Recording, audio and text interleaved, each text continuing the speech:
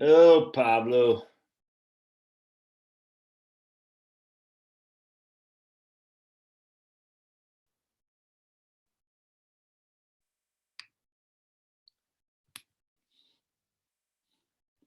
All right, so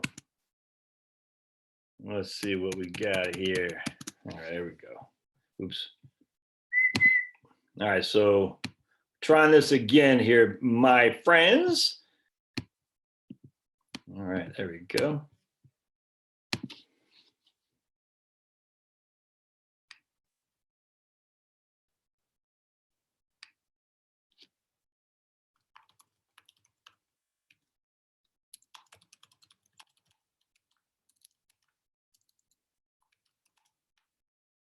All right, sweet. So we'll jump on here. I don't know why the YouTube doesn't let you share screens. They used to.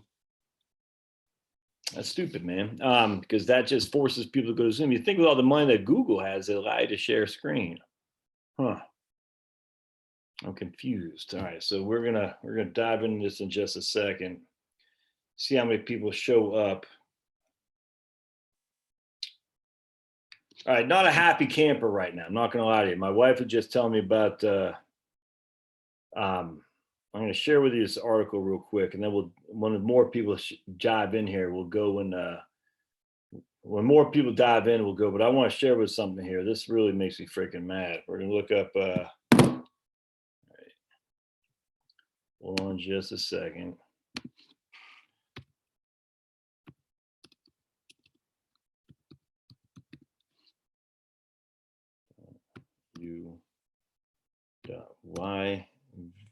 YVVMI3.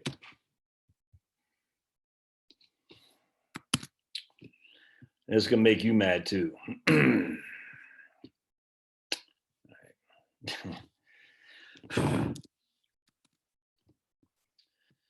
right, so let's share this screen.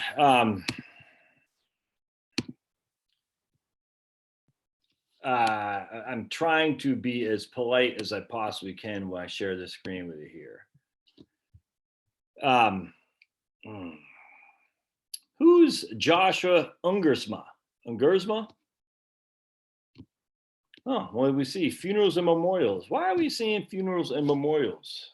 Because he was shot and killed by two freaking scumbag leeches of society. He was a delivery man at Domino's, working at night while he was working as a meat cutter during the day because he has a brand spanking new baby boy. And he was basically set upon as a trap in which to take him out to steal his money.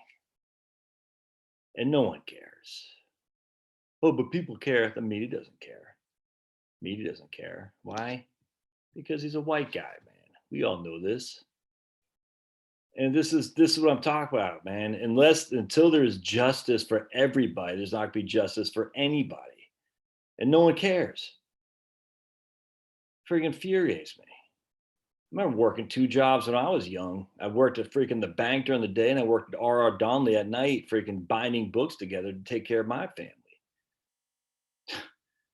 I met my brother, my wife's one of her brothers is a meat cutter too, taking care of his family. But no one cares. The only time it cares if there can be some racial crap thrown in this. But there are freaking white people getting killed too by leeches of society, and no one cares. And you can sit here and say, oh my goodness, Jacob Blake. Well, friggin' Jacob Blake was a POS, or is a POS. What did Joshua Ungersman do? He just tried to raise his children. Freaking scumbags. I'm sick of this crap, man. And we sit there and say, this is what I don't think people get, is there's a frustration of, seems to be one side of this that says, look, man, we want justice for all, but there has to be justice for all as well. And we don't hear it from one side. One side is being abused like crazy, and we know who it is. I'm not going to say it because I'm sure YouTube will ban me 2 seconds flat, but everybody knows who it is. And this is why I don't understand this whole freaking BIPOC thing, why they have a group of American blacks who are absolutely, we're discriminated against. Why are they being thrown in with people of color who come over here later on and didn't have to face that crap. It's nuts. And then the bogeyman, of course, is guys like this, just working class dudes. They never did anything. They don't have any white privilege. And then this guy gets shot, and I'm going to donate to this guy because I'm freaking pissed off, man. Look at that little baby, never going to see his dad. I'm telling you, you just cannot be forever abusing a certain group of people, a certain category, and expect not to be pushed back. I'm just telling you right now. And those of you out there who are freaking toeing the line because you don't want to be offensive, there's coming a time that you're going to have to choose sides. And the sides are going to be the sides of the righteous versus the sides of the losers. And the losers are Antifa, BLM, Marxists. And it has nothing to do with skin color. It has to do with a group of people who want to overthrow this country and all of its beauty and all of its problems that we've had. And there's a lot of wonderful people on my side who are desperate to reach out and say, look, man, we want to meet you 80% of the way, but you have to meet us 20% of the way. And people, it's like, no, we don't want to meet you 20%. We want everything. And you're not going to get everything. In a democracy, you don't get everything. And that includes those of us on the right, libertarian too. You're never going to get a freaking fully anarchist. And when I say anarchist, I don't mean the Antifa. Those are commies, man. They're not anarchists. The libertarians are never going to get everything your way. You're going to have to freaking meet someplace in the middle. I don't care what it is. But it just is nuts to me. And I'm sitting there, I'm thinking, at some point, you guys say, wait a second, man.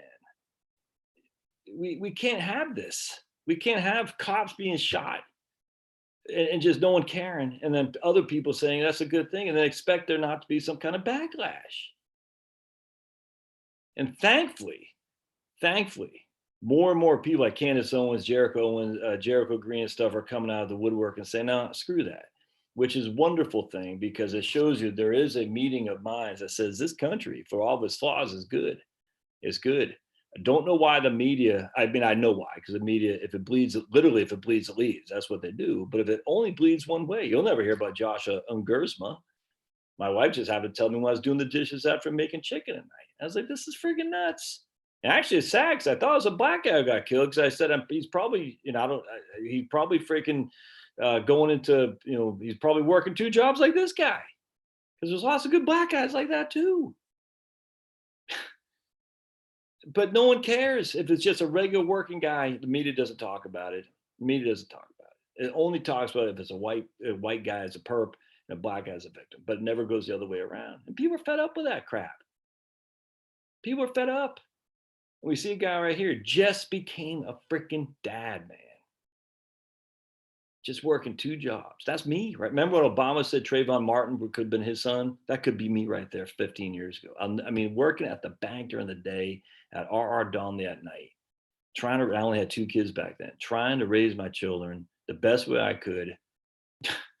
Freaking looking at, looking at WIC, we had no money. Living in a freaking white privilege, my ass. I'm sick of hearing that crap. I am. I'm mad. And you should be too. It's righteous anger.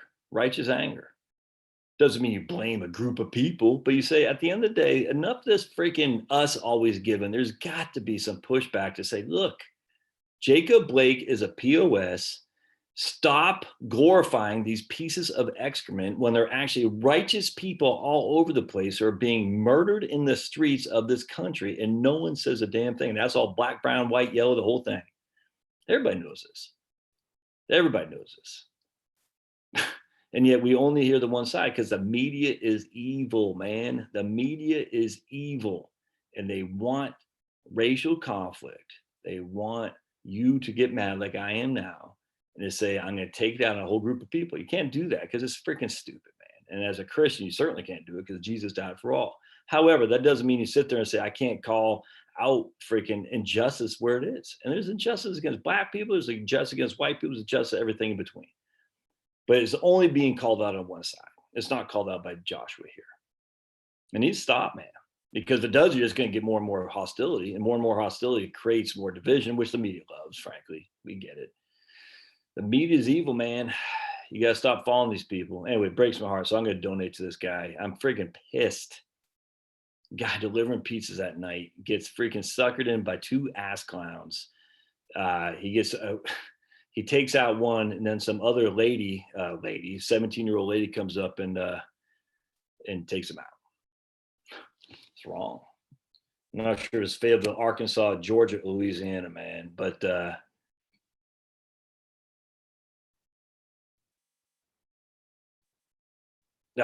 just infuriates me, man. I just disgusted.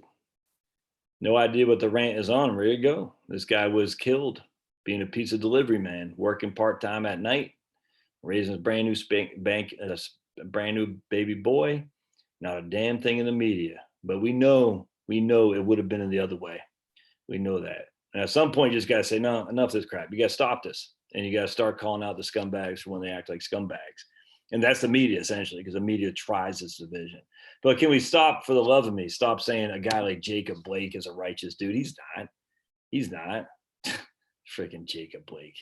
There's tons of righteous dudes on all sides who don't get any freaking attention at all because this doesn't fit the narrative. Anyway, so if you want, I'll put a link in the show notes for Joshua. I can't. I mean, I can't imagine. He's just trying to work. Wakes up one day, goes to work. Next thing you know, he's dead. The wife, his babies, freaking scum bags. And this is where it's so hard not to be for the death penalty, because I would love for these people to ride the lightning, man. I'd love to see it. I'd love to witness it because it's vengeful. I'm not going to lie to you. It's vengeance. And you want it. You say, I want vengeance. I want justice. But you can't, because unfortunately the government, which will impart that vengeance, is full of ass clowns, bureaucrats who don't know their head from the hole in the ground. I mean, they just don't. So you cannot rely on the government to provide vengeance, because they're not, man. They're not. They're just as bad. And just look at what's going on in the FBI with the Trumpster, with these freaking clowns in the FBI and the CIA. Never mind what's going on in the EPA, the Department of Education. Just these, you don't want those people in charge of executions and deciding if someone's guilty or innocent, where they're going to actually take a man's life. You can't have that, because they're just clowns. But man, it would feel good. It would feel good to say you're done for, but you gotta fight that, man. Anyway, so I will put a link in the show notes for my man here. Actually, I wonder if I can do it in the comments. Actually, I tell you what, I'm gonna try doing it right now. You guys won't be able to see it.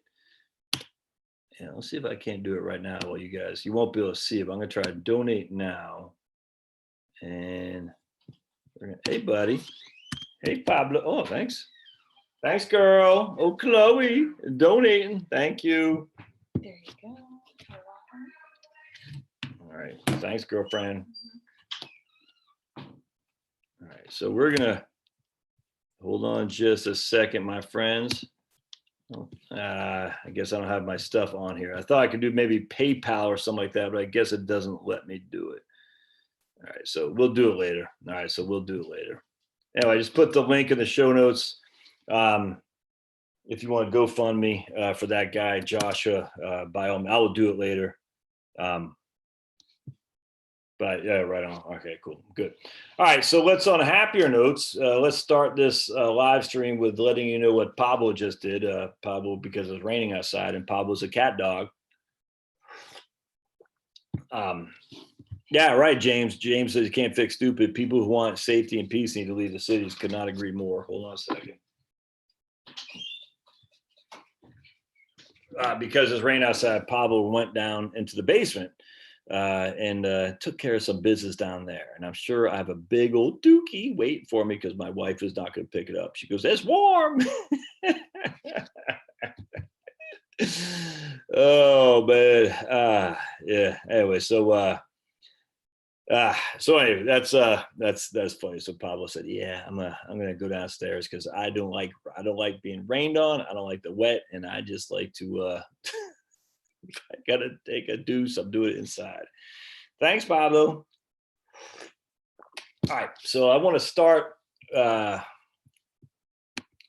I'm all right. So no, I finished my book on the Wellington Fund. Now I got to edit it. That's always the fun part, and I say that facetiously. Editing stuff that you had written is not fun at all, but I am going to do that. So I'm having the folks at Design Crowd work on my cover right now. Hey, buddy.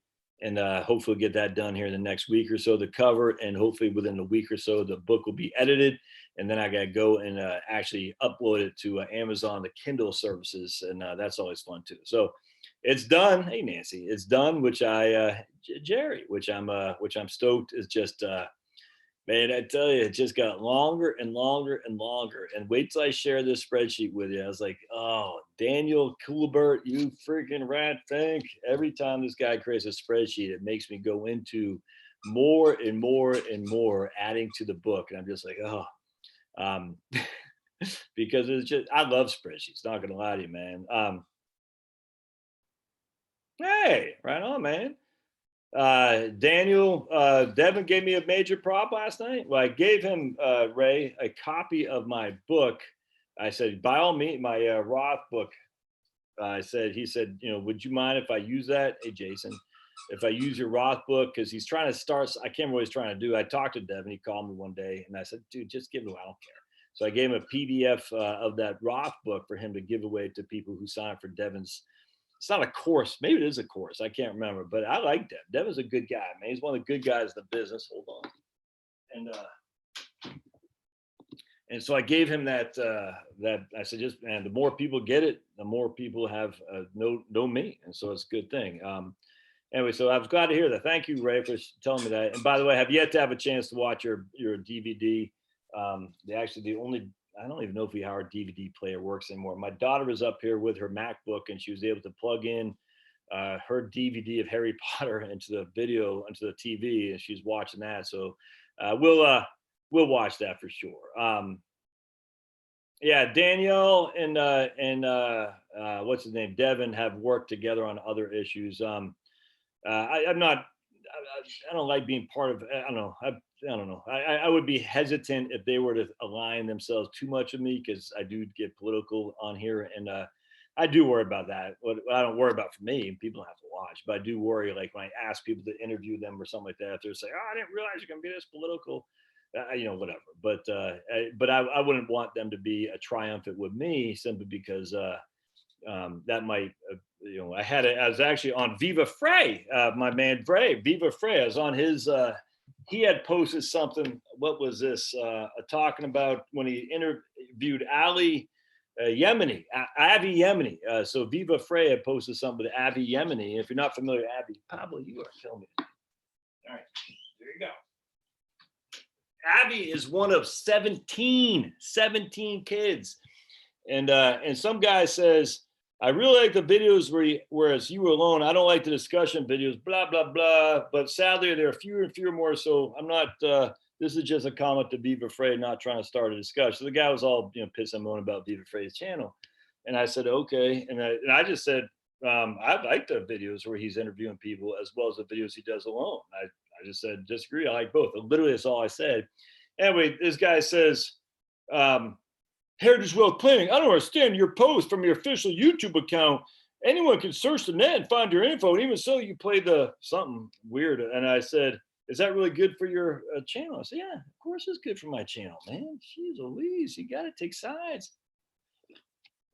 People don't have to like it. I mean, I get people unsubscribe all the time. That's fine. I had a couple of people just today saying, stay out of politics. You can't stay out of politics. We're in a political first, financial stuff is political. Secondly, we're in one of the most important elections of our lifetime. Probably Ronald Reagan first, but this is right up there. Now, who knows, in the future, will we say the same thing? I don't know. But anyway. Yeah, I don't do investments though, Ray. I don't. I just, buy the index and be done with it for sure. But along those lines, all right, let's start sharing these screens here. Oh man, oh man, oh man. All right, hold on just a second. I want to show you. Oops, hold on just a second. If I can find it, right there. All right, sweet. All right, so let me get back to this, and I want to go to. Hold on just a second. All right, we're going to go to, what the hell's Daniel's website again? Hold on. Spreadsheets. All right.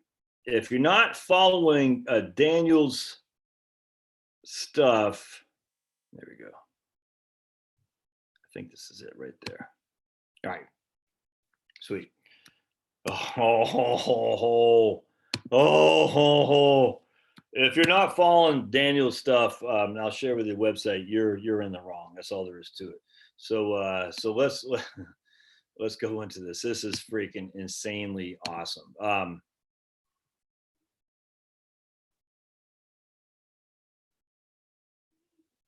right, so let's go here. There we go. All right, so we're gonna go to hide me. Okay, sweet. All right, so first thing, here's my man Daniel's website. All right, this is 55 Elephants.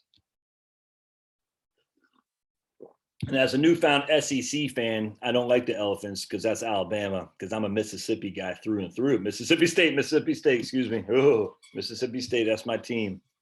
I heard the Big Ten is now playing. You score one for the Trumpster and Clay Travis, I might add. It's funny how once these bullies, once they're pushed back on, they all of a sudden say, oh, all of a sudden what, Big Ten? All of a sudden you realize that the politics were turned against you? Do you really think the Big Ten would be playing college football if they thought they had Trump? Because you know why? All these college administrators and presidents are all anti-Trumpster, and they thought they could take out Trump. They knew that. And then a little bit of pushback from the Trumpster, and all of a sudden the bullies fold like paper, man. It's just paper tigers, man. Paper tigers. There's no other way around that. They just fold. Once you punch a bully in the nose, they just fold.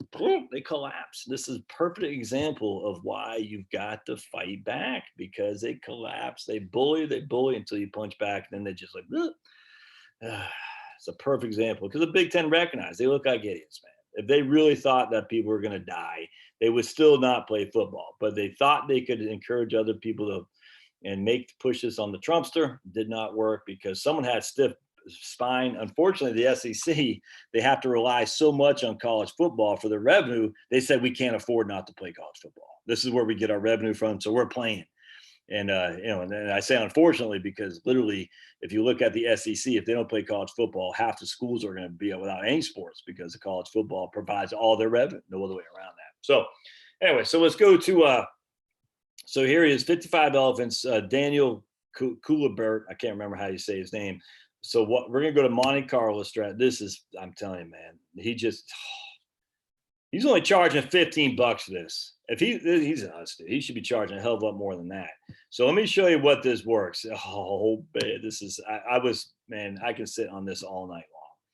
I've yet to do videos on this. I'm gonna do. So we're gonna start first and foremost, just gonna be the S&P 500. All right. So this is what we started with right here, and we're just gonna go over. This is just is heavenly.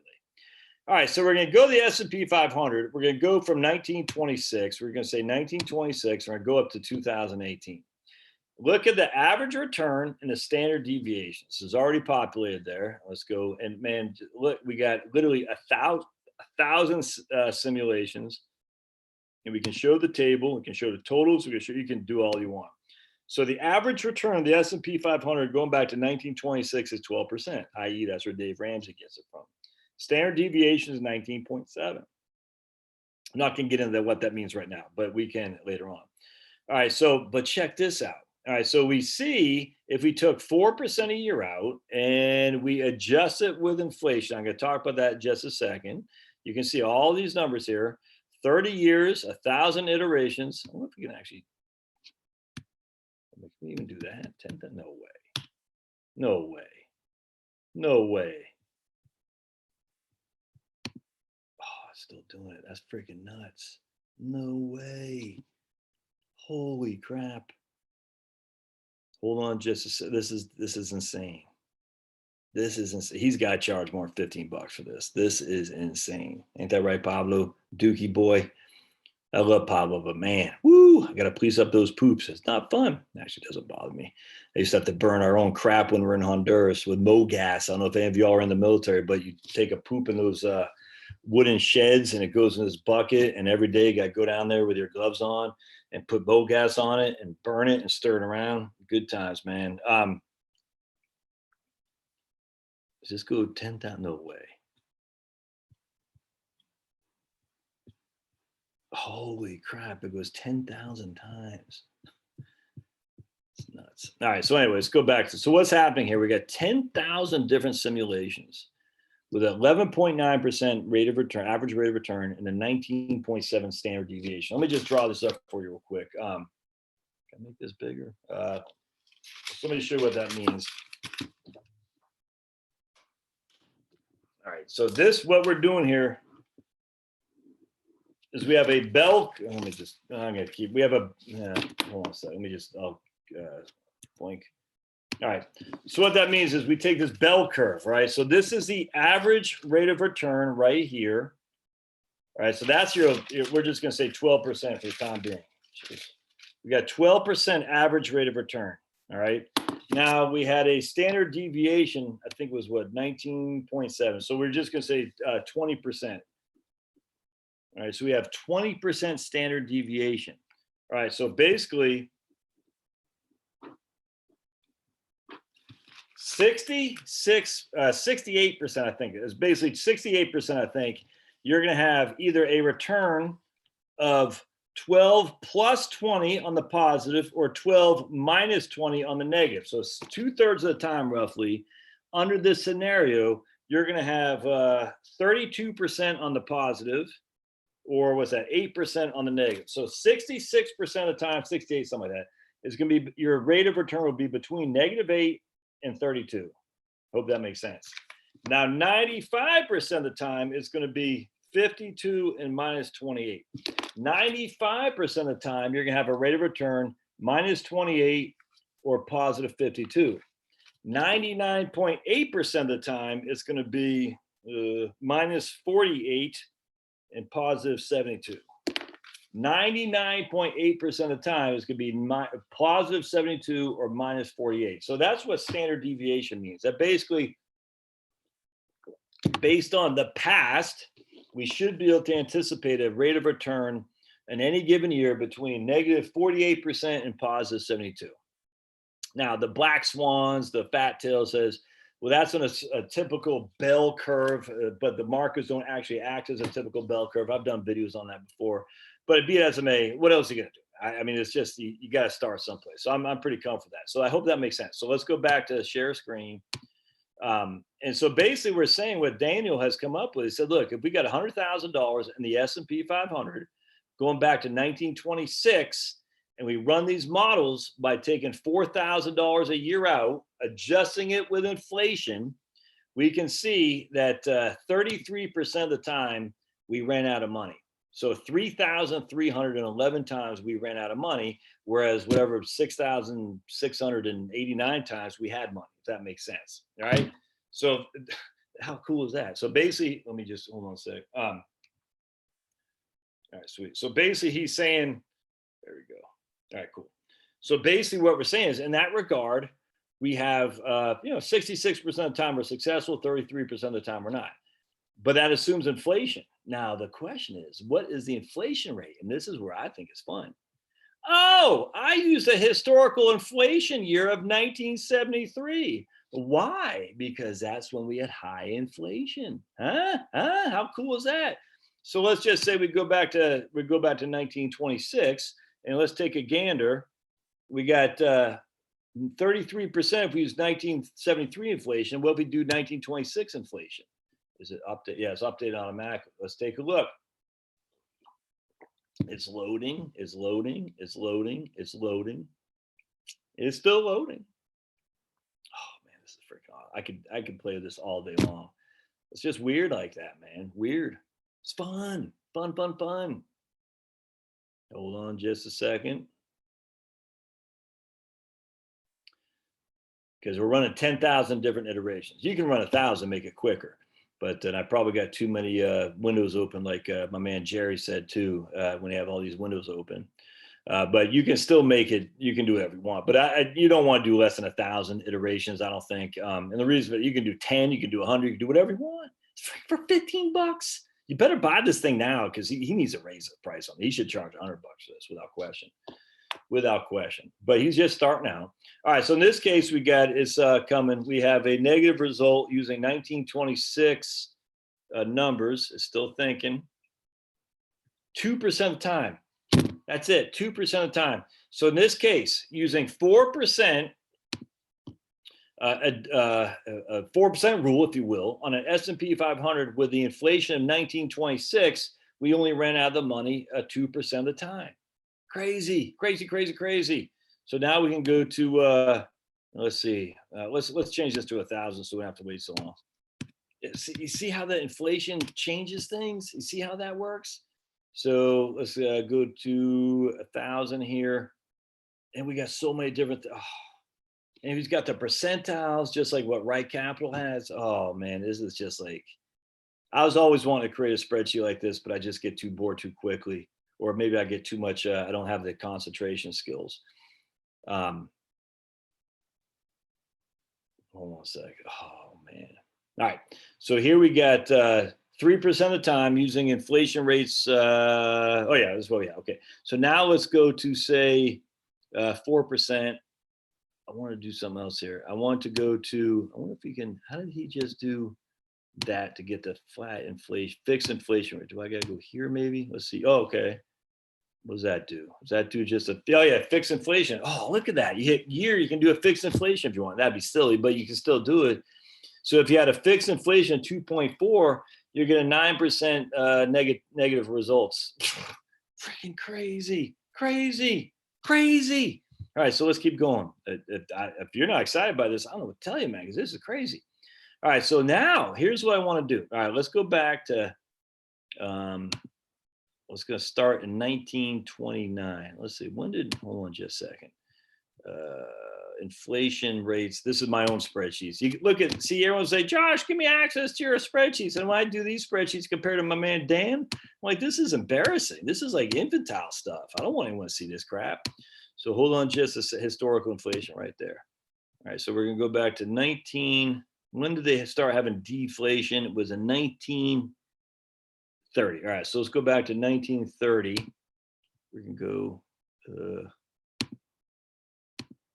go 1930 right there.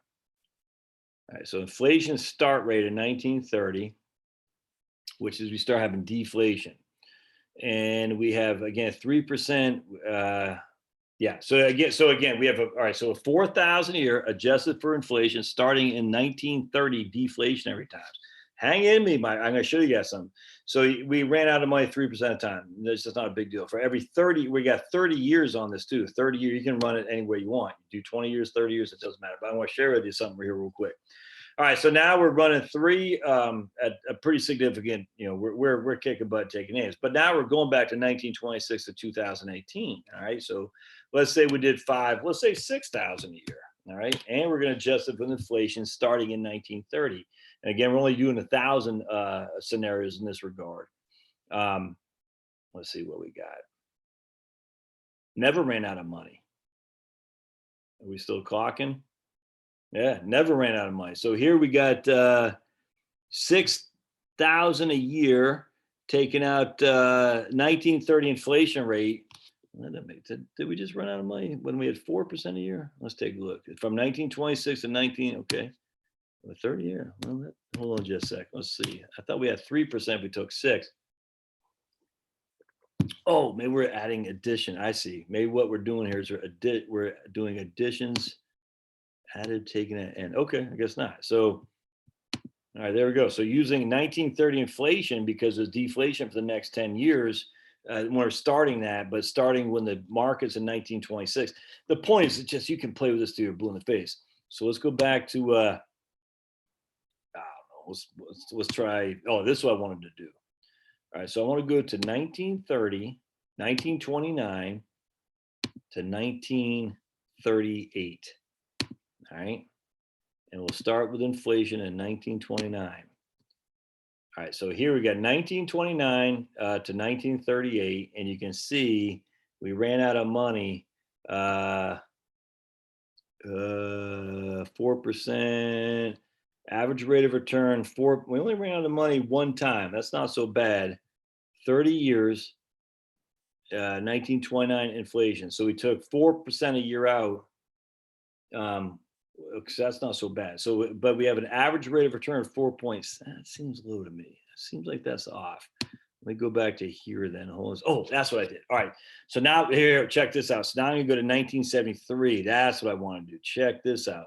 Now we're using inflation from 1973. Watch this. This is nuts. Because we're using a much, that seems odd to me. Why is that off?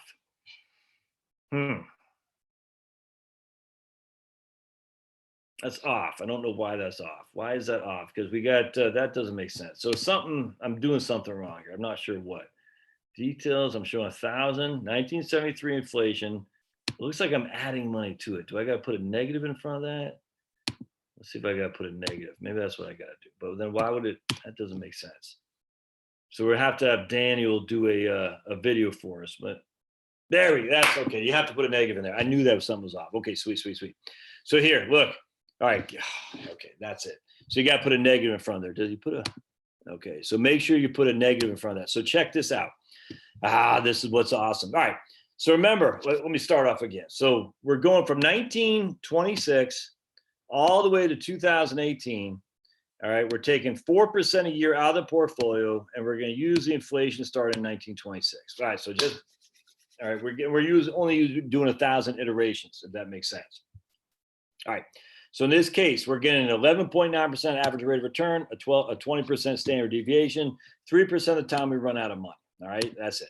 Not too shabby. But what if we used, so that's great. I mean, I think we're sitting pretty if we retire in that year. So if we retired in 1930, we'll do 29, and we have a 1929 inflation. What's the same thing happen? Taking 4% a year out.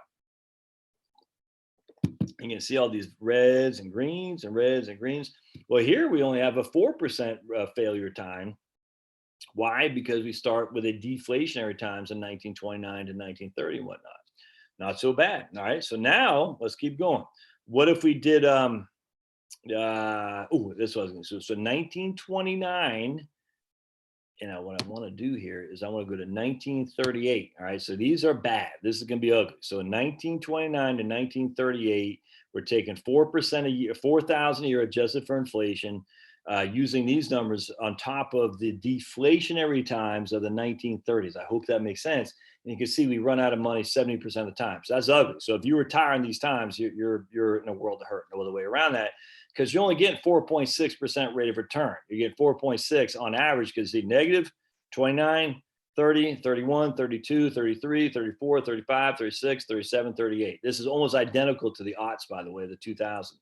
And so you can see you're running out of money. I mean, 20, it just, you can't do that. That's ugly. All right. So now I did a video about a month ago. I said, of the 4 scenarios, there's one we don't talk about, which is we talk about low returns, low inflation, high returns, high inflation, high returns, low inflation. The one we don't talk about is low returns, high inflation. So let's take a look. Now that's what we're going to do. We're going to do 1929 to 1938. That's 10 years. And we're just rolling them. And then we're going to do with an inflation of 1973, because that's when we started going to the inflationary era of the wage and price controls from a horrible president called Richard Nixon. All right, so watch this. It's going to be freaking ugly. Ugly. We run out of money 91% of the time on a 4% withdrawal rate. Why? Because we have low returns, 4.6, and high inflation. That's not good. No other way around that. That's ugly. Low returns, high inflation is ugly. And that's what we got to watch out for. So now we can look down all these different scenarios, and we can see we start with $100,000. We take 4,000 out. Let's see. We can see where we start. We can see where it gets ugly right here. Right. This is how. Look at that. At the end of the second year, we ran out of money in this scenario. And this sequence, this is a negative sequence of return. So if we have a 33% standard deviation and a 4% annual rate of return, that means on any given year, we'd have, what's that, 33, whatever, off the top of my head, I can't do the math in my head, but you basically say on any given year, we're gonna have significant wide bursts, 4.6% in the middle, add 33%, I guess that'd be 37% on the positive, be negative 28 and 29 on the negative with just one standard deviation. And you can see how that goes. And if you happen to be in this scenario right there, you're in a world of hurt, man. You're doomed. Now the problem is that this isn't going to happen. I mean, it could. We could all get nuked tomorrow, but this is the problem with Monte Carlos, by the way. what's the likelihood of you literally starting with $100,000 and ending a year later after only taking 4% out with nothing? The only likelihood is if Antifa takes over. That's it. There's no likelihood in just a basic market scenario. But yet that's what Monte Carlo shows you. They say, look, this could happen. Well, yeah, it could happen with standard deviations and average rates of return, but it's just not going to. It's just not. So you can say, this is what here, let me just stop this for a second. My biggest pet peeve when it comes to Monte Carlo is they're assuming that these kind of scenarios that are showed on the Monte Carlo probability statistics where you're doing this Gaussian curve, bell curve could happen. It's not going to happen. I mean, could it happen? Sure, but it's not going to happen in the overall, the normality of our world. Again, the Bolsheviks take over in 1917. Yes, we're done. The Maoists take over in what, 1945? Yes, we're done. Was it not 45 or 46? I can't remember. Ho Chi Minh takes over in Vietnam. Yes, we're done. You see what I'm saying? All these things could absolutely happen. We're done. But other than that happening, is the likelihood of the markets giving you that kind of chaos without a freaking communist revolution, it's just not going to happen. In fact, I was just reading today that a Wall Street guy thinks Joe Biden is going to be good for the markets. Imagine that. A globalist corporatist thinks Joe Biden is going to be good for the markets. Never would have thought that. But that's the thing with Monte Carlo. So Monte Carlo says, well, Josh, these things could happen, so you better not retire because you only have a 9% probability of success. And look, in 1 year, you could run out of money the very next year. It's just so silly. Dumb. All right. Now, I mean, it's just, you got to take these outliers out. But be it as it may, now, so check this out. You ready? We don't have to use the S&P 500. I asked my man Daniel to use the Wellington Fund. Woo-hoo-hoo-hoo-hoo. And we can use the Wellington Fund here using, we don't have 1929 returns. We got to go to 1930. We can use the returns from 1930 to 1939 we want to do because we want to have a 10-year time frame. There we go. And we're taking 4,000 a year out with a 1973 inflation. And in this case, again, we run out of money 91% of the time just because of Wellington Fund, even with the bonds. Actually, the bonds get crunched in inflationary time. The bonds get crunched. So taking 4% a year out in inflationary time with low returns, we're doomed. And like the Wellington Fund only averaged 3.8% a year, but a lot less standard deviation. So let's go to negative 2,000. So again, if we go to, what if we have high inflation, low returns? Can we even take 2% a year out? Well, let's find out. The answer is no. Even that, we're screwed because we have low returns and high inflation, negative returns on the first part. And so again, if we have a low return, high inflation, you're done for, man. There's no other way around that. But you'll never have low returns, high inflation. Economics textbooks say opposite. Yeah, economics textbooks also say if you have low unemployment, you're gonna have high inflation, and that's simply the Phillips curve and all that. It's just might as well nuke it right now because no one knows. It's just not happening. And we can see with just the Phillips curve in the United States, low unemployment, no inflation. Japan, we can see it all over the place. So let's say we only take out 1,000 a year. Would that even give us any semblance of security here? And the answer is probably no, not very much. Let's take a look. So this is a 1% a year out, and yeah, there you go. So even that, we're screwed with the Wellington Fund. It's the high inflation that kills the bonds. So let's go back. Let's make this with the S&P 500 and see what we come up with here. Yeah, 52% of the time we're screwed. So the high inflation, low returns is the enemy. That's all there is to it. Now, what do you do with high inflation, low returns? You hopefully have real estate. No other way around that. I'm going to get into a thing about real estate here later on tonight because my man Dougie Fresh sent me a thing on Illinois and how freaking ugly it is. But anyway, so man, how awesome is this? All right, so let's go to more normalcy. And what I like to do is I like to say, okay, 1966. So and thankfully I had finished my book before my man Dan had given me this, or else I would have gone another 5 months analyzing this. I got to get this book done. I'm just tired. I'm tired of it on my mind. I'm gonna do other books on without just specific to the Wellington Fund, but for right now, I just got to get this Wellington Fund book done. But anyway, so let's go over. We're gonna say go down to 1966. All right. So 1966 for inflation. Right, and we're going to go to S&P 500 And you can play around this till you're blue in the face. 1966 to 2005, right? 66, 76, 86, 96, or 1995. 1995. There we go. All right, so here, well, S&P 500 and this time averaged 11.9 with a 16% standard deviation. Oops, got to change this to 4,000. Oops, actually, let's make it 5,000. There you go. And so what I like to show here is that in a high inflation time, stocks and real estate are what you want. There's no real estate here, but just stocks are what you want. And here, even from 1966 to 1995, there's only a 31% chance you ran out of money. And again, this is some of the worst economic outputs we've had in the S&P 500. Only a 31%. And that's taking 5,000 a year. If you go to this is actually what I talk about. I keep doing the positive. If you go to negative 4,500, you'll see here it's gonna be a heck of a lot less, like 20, something like that. Yeah, 24%. That doesn't seem too bad to me. And again, that assumes that you're spending the money each and every year with inflation. And you're just not going to do that. But be that as it may. So let's go to the Wellington, and you're going to see where the bonds get hammered because of inflation. So bonds get hammered because of inflation. We'll go back to this in just a second. And here the Wellington at 4,500, 31% of the time runs out of money because the bonds are losing money in value without question. The bonds are getting crushed under inflation. Let's revert back to 1929. I guess we can't do that with Wellington. 1930, and we're going to say to 1959. And this is exactly what I do in my book. I talk about this, how the bonds are help in inflationary times, stocks, and deflation times, stocks in inflationary times.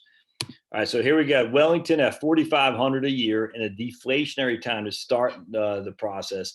Only 12% of the time you run out of money, and we're taking 4,500 adjusted with inflation. So let's do 5,000 a year. I keep forgetting to put the negative in there. Negative 5,000 a year. And you're going to see it's, I mean, again, it's like 20% or yeah, 16%. So 5,000 a year starting 1930 of the Wellington Fund, you only ran out of money 16% of the time. Now let's change to Wellington, the S&P 500, and the issue is it's going to be more because of Wellington, the bonds on the Wellington Fund, I guess only about the same actually. But the issue is the bonds in a deflationary time actually do better because there's less volatility, less risk than stocks, even though the stocks could outperform. But during inflationary time, bonds do poorly. During deflationary time, bonds do well. And if we change the, to make this 1930 to 1939, let's take a look here, and we're just going to repeat the 10-year cycle in a hodgepodge of different scenarios here. So here, look at that, 1930 to 1939, we're just repeating it for the S&P 500. You can see that the 72% negative results because the stocks got hammered. But if we do the Wellington Fund right here, we'll watch, it'll be better simply because the bonds do better. There's no other way around that. And again, it's only 1,000 iterations, and it's still pretty close, but it's a little bit closer than I would have thought. But still, that you can see though, the bonds do better during deflationary times, stocks do better during inflationary times. A huge dichotomy between the two. Are we going into inflation? Then you want stocks. Are we going into deflation? You're going to want bonds. There's no other way around that. So that's what do you predict? I don't know. So that's why everyone says, sounds like you're going away from the Wellington. I'm not going away from the Wellington. I think if we do go to inflation, Wellington will be poor relative to the S&P 500. But if we do go to deflation, the Wellington would be better relative to the S&P 500, just because the bonds or the fixed income do better. So why don't we split the difference and just go to Wellington because it has stocks and bonds. All right, now I want to show you something here. We got all kinds. We got Russell value, S&P 500, 1 month. I mean, just you name it. We got all this stuff in here. Long government bonds. I'm not sure how far these go back. Let's see how long he's got these going back. Does it go back? Okay, cool. He's got, all right, sweet. So that average, okay, there you go. Long government. So man, it's just so many different things in here. I could sit here and play with this until I'm blue in the face. Let's go back though. S&P 500. I want to go to 1930 to 19. 59. That's a 30-year time frame. And I want to go negative. So at 5%, we're only running out of money 15% of the time. So from 1930 to 1959, taking 5% a year adjusted for inflation, starting in 1930, man, we're only running out of money 15% of the time. Why would you just sit there at 4%? I don't get it. Now that's all the S&P 500. I get it. Let's go back to 1929. The markets got crunched 1929, 1930, 1931, 1932. Here we're running out of money. 20. Still, look at that, man. I mean, that's in the Great Depression when you started. The sequence of return risks that everyone's freaking out about. Just, I mean, look at that. I don't get it. All right, so let's go to 1966 to 2005.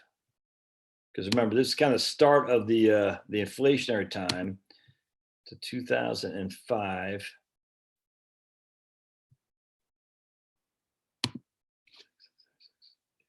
Is it 66 or 96? Is it 66 to 76, 76 to 86, 86 to 90? I guess it's 96. There you go. Well, it's still okay though. Well, let's go to 96. That's what it'd be. Well, still that shows pretty good because of the late the aughts were bad, but we'll go to 90, 96, 95. There you go. All right, so here we get the 30-year time from 1966 to 1995 at taking 5%. Oh, we got to do historical inflation. We don't have to change inflation, but we can. And what we're going to have here is from 1966 to 1995, the S&P 500 failed at 5,000 a year, 33% of the time. That seems pretty dual to me, to be perfectly honest with you. And then if we look at bonds, so let's change the portfolio to just long. We don't want long bonds. Let's do do we have, I guess, well, let's just do long bonds at 5%, I think. Oh, I got 8.6%. All right, let's see what we got here. Long bonds. That will probably do pretty well because the bonds, yeah, well, no, it did not. Because, all right, so the bonds, you ran out of money 2 out of every 3 times there.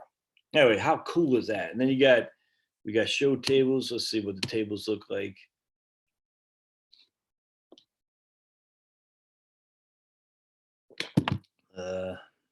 Oh, wait, I got to go over here. Oops. Okay, not sure where the tables are. Okay, so show tables, the totals, expenses. Oh, here we go, expenses. Cool. Let's see what we got. So here are the expenses at all right. 51. Oh, there it is with inflation. 51.75 the first year, 53, 55, 50. Oh man, look at that. Oh, geez Louise. Cheese Louise and blue cheese. Let's go to details. I think that's what we were on before details. Let's see.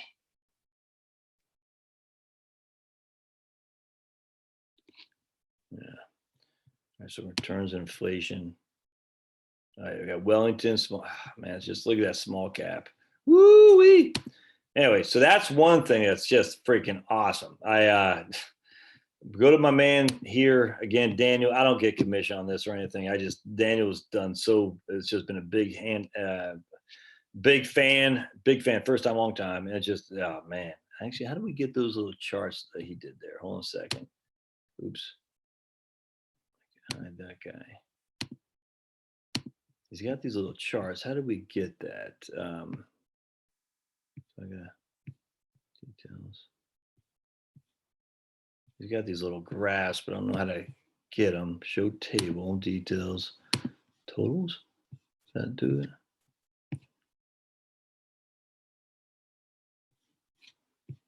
And let's see what I'm talking about. See, he's got these little charts like that. I'm not sure how to get that. Hold on just a second. Return inflation? No. Dashboard. Oh, here we go. Sweet. There you go. Oh, okay, cool. Look at that, man. Change your micro. Okay, so let's just go back to stocks real quick. See if this does it. I'll just hit this. I'm not following this right here, but okay, let's see. Not sure why it's not showing up more. I don't get that. All right, but anyway, I don't get why it's not this chart isn't showing up like his is doing there. First 50 results. Why is it not doing that? Not sure. Anyway, so if Daniel's on here, he can he'll tell us how to do that. But anyway, so how cool is that? All right, so that's one of his charts, and then we got the other one here, the bucket one as well. Just so much stuff in here, man. Anyway, so subscribe to his YouTube channel, my friends, because this stuff is just, I mean, look, we got the Wellington Fund. We got $100,000. It's starting in 1990. We're taking, this is the reverse RMDs. I did use this for my reverse RMDs. This is going to be my book right here. We're taking 12% a year to start. We're reducing it by 20 basis points each year. We're starting in 1930. We're not rebalancing. You can rebalance. We're withdrawing at the end because we're going to start with them. And you just look at this.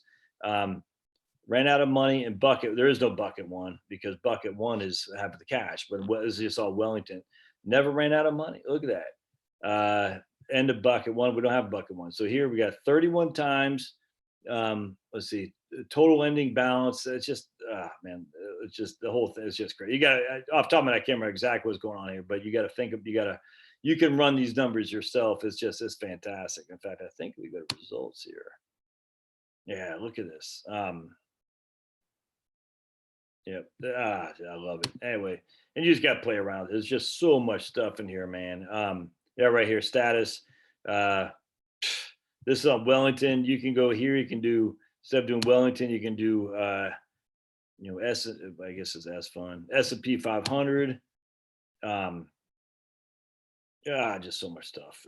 You'd be crazy not to buy these. And just, I don't know how it works, but look, you got 12% with a 20% decline each year. There's graph. I created that just from his stuff, but all that's going in my book. Anyway, that is way cool if you ask me. That is way flipping cool on these spreadsheets that Daniel has done. And he's got other ones on here as well. He's got the bucket. He's got the taxation spreadsheet, which we talked about last time, but I can't, off the top of my head, I can't remember where I have it in my file here, so I'm not going to mess around with it. But again, this will it takes everything for IRMA, the income related to Medicare Adjustment Act. If you get too much income, how much it's going to cost. So you got to pay Social Security. It's just fantastic. Anyway, so go to his website. I'll just go ahead and put this link in the show notes right now. Get my way out of there. And we'll go to, I'm not sure if we got to do authorized user. I'll just put it in there. Click on that. We'll go here and right there. All right, cool. So big fan. So definitely go to Daniel's website for that right there. All right. So let's, I wanted to go to something else. I was going to, yeah, that's what I want to do. So let's pause. We'll get off here, see what kind of comments we have. Before we do, real quick, I want to go and look up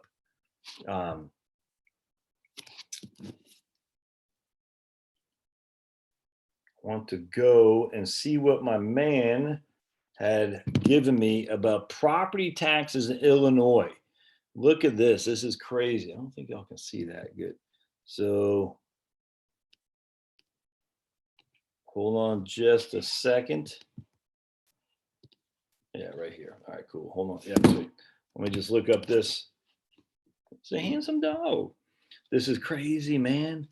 This is nuts. Watch this. So my man Dougie Fresh sent this to me. 6 minutes, Dougie Fresh, you're on. Y'all might not know this song. I hope you do. All right. Let's see if we can share that with you. Oops, that's too big. Oh man, hold on just a second. Let me download this real quick and then we'll upload it. All right, let's get out of here. Crack how. And we're gonna upload this right here. Sweet, there we go. All right, so I'm going to show you, I just want to make sure no personal, okay, sweet. All right, so watch this. Right here. All right, so Doug sent me this thing for Illinois. This is, I forgot who he said, but this is Champaign County Assessor Info. You can look at the GIS map, the Geographic Informational Services. This is a fair market value of a home in Champaign, Illinois, wherever, I think it's over by the university. I think Doug said the old guy who used to own this was was like an athletic director or something like that. $883,000 is the value of the, is the value of the house. $883,000. In 2018, the property tax was $29,000. Can you believe that? $29,000. $29,000 on an $883,000 home. That's nuts. 29,000 divided by 883. That's a 3.2% property tax rate. That's crazy. That's like New Jersey right there, man. And so what happens here is, it's like, I mean, if you come down to Georgia, you're probably paying $10,000 in property taxes. That's it on the 883. Depends on what county you live in. I mean, if you go to Tennessee, you're paying, I don't know, probably even half that. $6,000 in property taxes with no state income tax. So you can give yourself a big fat raise just by getting the hell out of these places, especially if they're going to violate your freedoms anyway. I couldn't believe it. I was like, man, who can afford to live in these places? It's nuts. And I'm just sitting there thinking, do these guys think that just the money just grows on trees? I mean, I literally don't understand it, man. That is the biggest, it's crazy to me. So appreciate you sharing that with me, Doug. I was like, who does that? Who can afford that? It's nuts. I went to retirement. I mean, if let's just say you had $1 million, you have $1 million in a 401k. All right, let's just say you don't even have a house paid for. It still costs you $2,500 a month just in property taxes alone. I mean, that's right there is going to be 3% of your 401k, and you only have a threshold of how much income you can make on Social Security. We'll just say 3,000.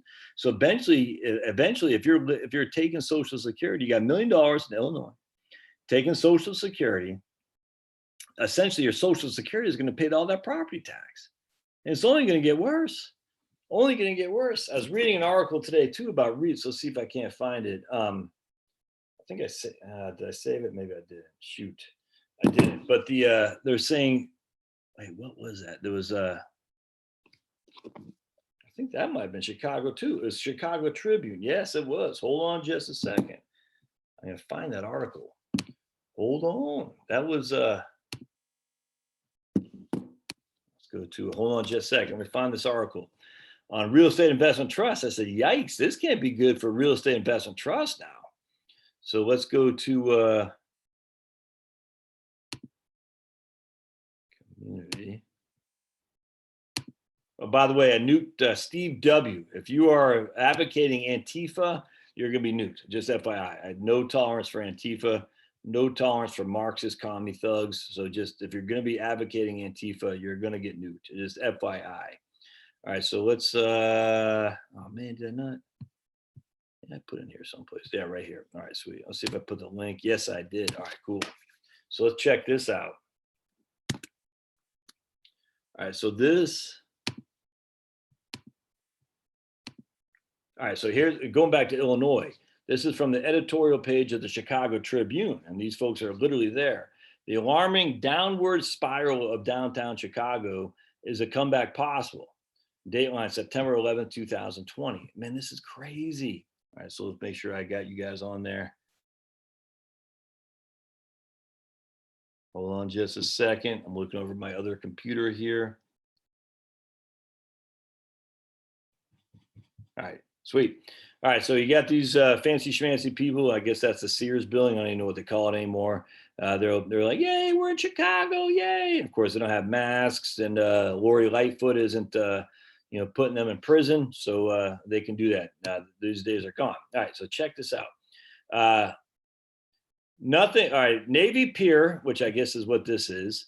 Much of like downtown has been closed on and off as lights dim and the Ferris wheel still. The coronavirus pandemic and the civil unrest that tore through the city in multiple waves this summer took a phenomenal toll on the once sturdy retail infrastructure of downtown. In just a few months, equally as breathtaking as swiftness, Chicago feels defeated. Property owners are worried about their investments. Condo owners are putting their houses up for sale. Corporate tenants are breaking leases. Work at home mandates are forcing companies to rethink office space. If you've been downtown lately, you might have anticipated a tumbleweed rolling through Michigan Ave. Renovate, let's see here. Chicago, like its big city counterparts, is in a survival mode, whacked by the pandemic. No, not by the pandemic, whacked by the government response to the pandemic. Looting and protesting, the government response to not policing up freaking criminals, damaged hundreds of properties and a deep sense of insecurity over safety. Add to it the city's chronic budget shortfalls and stagnant property values, and many city dwellers are looking for a way out. So check this out. A sample of Tribune reporting. In May, Jennifer and Block, one of Chicago's largest law firms, which leases about 1/3 of the 46th tower on North Clark Street, wherever that is, got sued for skipping millions in rent payments. Huh? Law firms, engineering firms, and public relations companies have workforce that can operate from home. A 74-story skyscraper and residential building designed by the renowned Helmut Jahn on South Michigan Ave in June stopped construction work. Concerns about the pandemic brought this halt to the city's largest condo project to begin construction more than a decade. The Aon and Prudential buildings on East Randolph Street, bustling office complexes with dozens of in-house eateries and meeting spaces, emptied out almost overnight in March, including the Chicago Tribune, this guy, are reconsidering their leases. Hotels are in despair. The exquisite Palmer House Hilton, which is closed indefinitely, is being sued for $338 million in missed loan payments, becoming Chicago's largest foreclosure since the pandemic began. The apartment occupancy rate in downtown Chicago, according to Crane's Chicago Business, right, you gonna drop a deuce over there, big man? No. Oh, what a cute boy. Remember Pablo, because Pablo, we love Pablo. He can drop deuces all over the place. I don't care. I just love that dog. The apartment occupancy is down to 89.2%, which may not sound bad until you learn it's the lowest level in 18 years. You know it's only going to get worse. Since the second round of looting, it's been like the Hoover Dam broke and the water is gushing in, says AmeriCorps Real Estate. My phone does not stop ringing with people who say they love Chicago, but they've had enough. All right, so let's take a look. But up until, okay. All right, so what will it take? WGN radio host John Williams invited listeners recently to call into the show and answer one question. Why aren't you coming downtown anymore? The answers were not surprising, but concerning nonetheless. Lack of safety drove the calculations for suburban dwellers to stay put. One caller named Lou said he and his wife decided to head downtown for a celebratory dinner at an expensive steakhouse. They felt pretty good about it until old Lou noticed someone sitting at the restaurant entryway with a semi-automatic pistol fastened to his right hip. Wasn't a patron, wasn't a protester, it was restaurant security. And old Lou says, we're not gonna go down there anymore. Keeping taxpayers from leaving, flooding downtown with workers and diners and restarting stalled projects will not be easy. All right, so check this out though, man. If they're losing Fighting Words, that's my man Jason Proctor. That's not his newsletter, but the Fighting Words Financial, Jason Proctor's YouTube channel. Subscribe. All right, so but check this out. I want to show you this. Now remember, this is Chicago Tribune.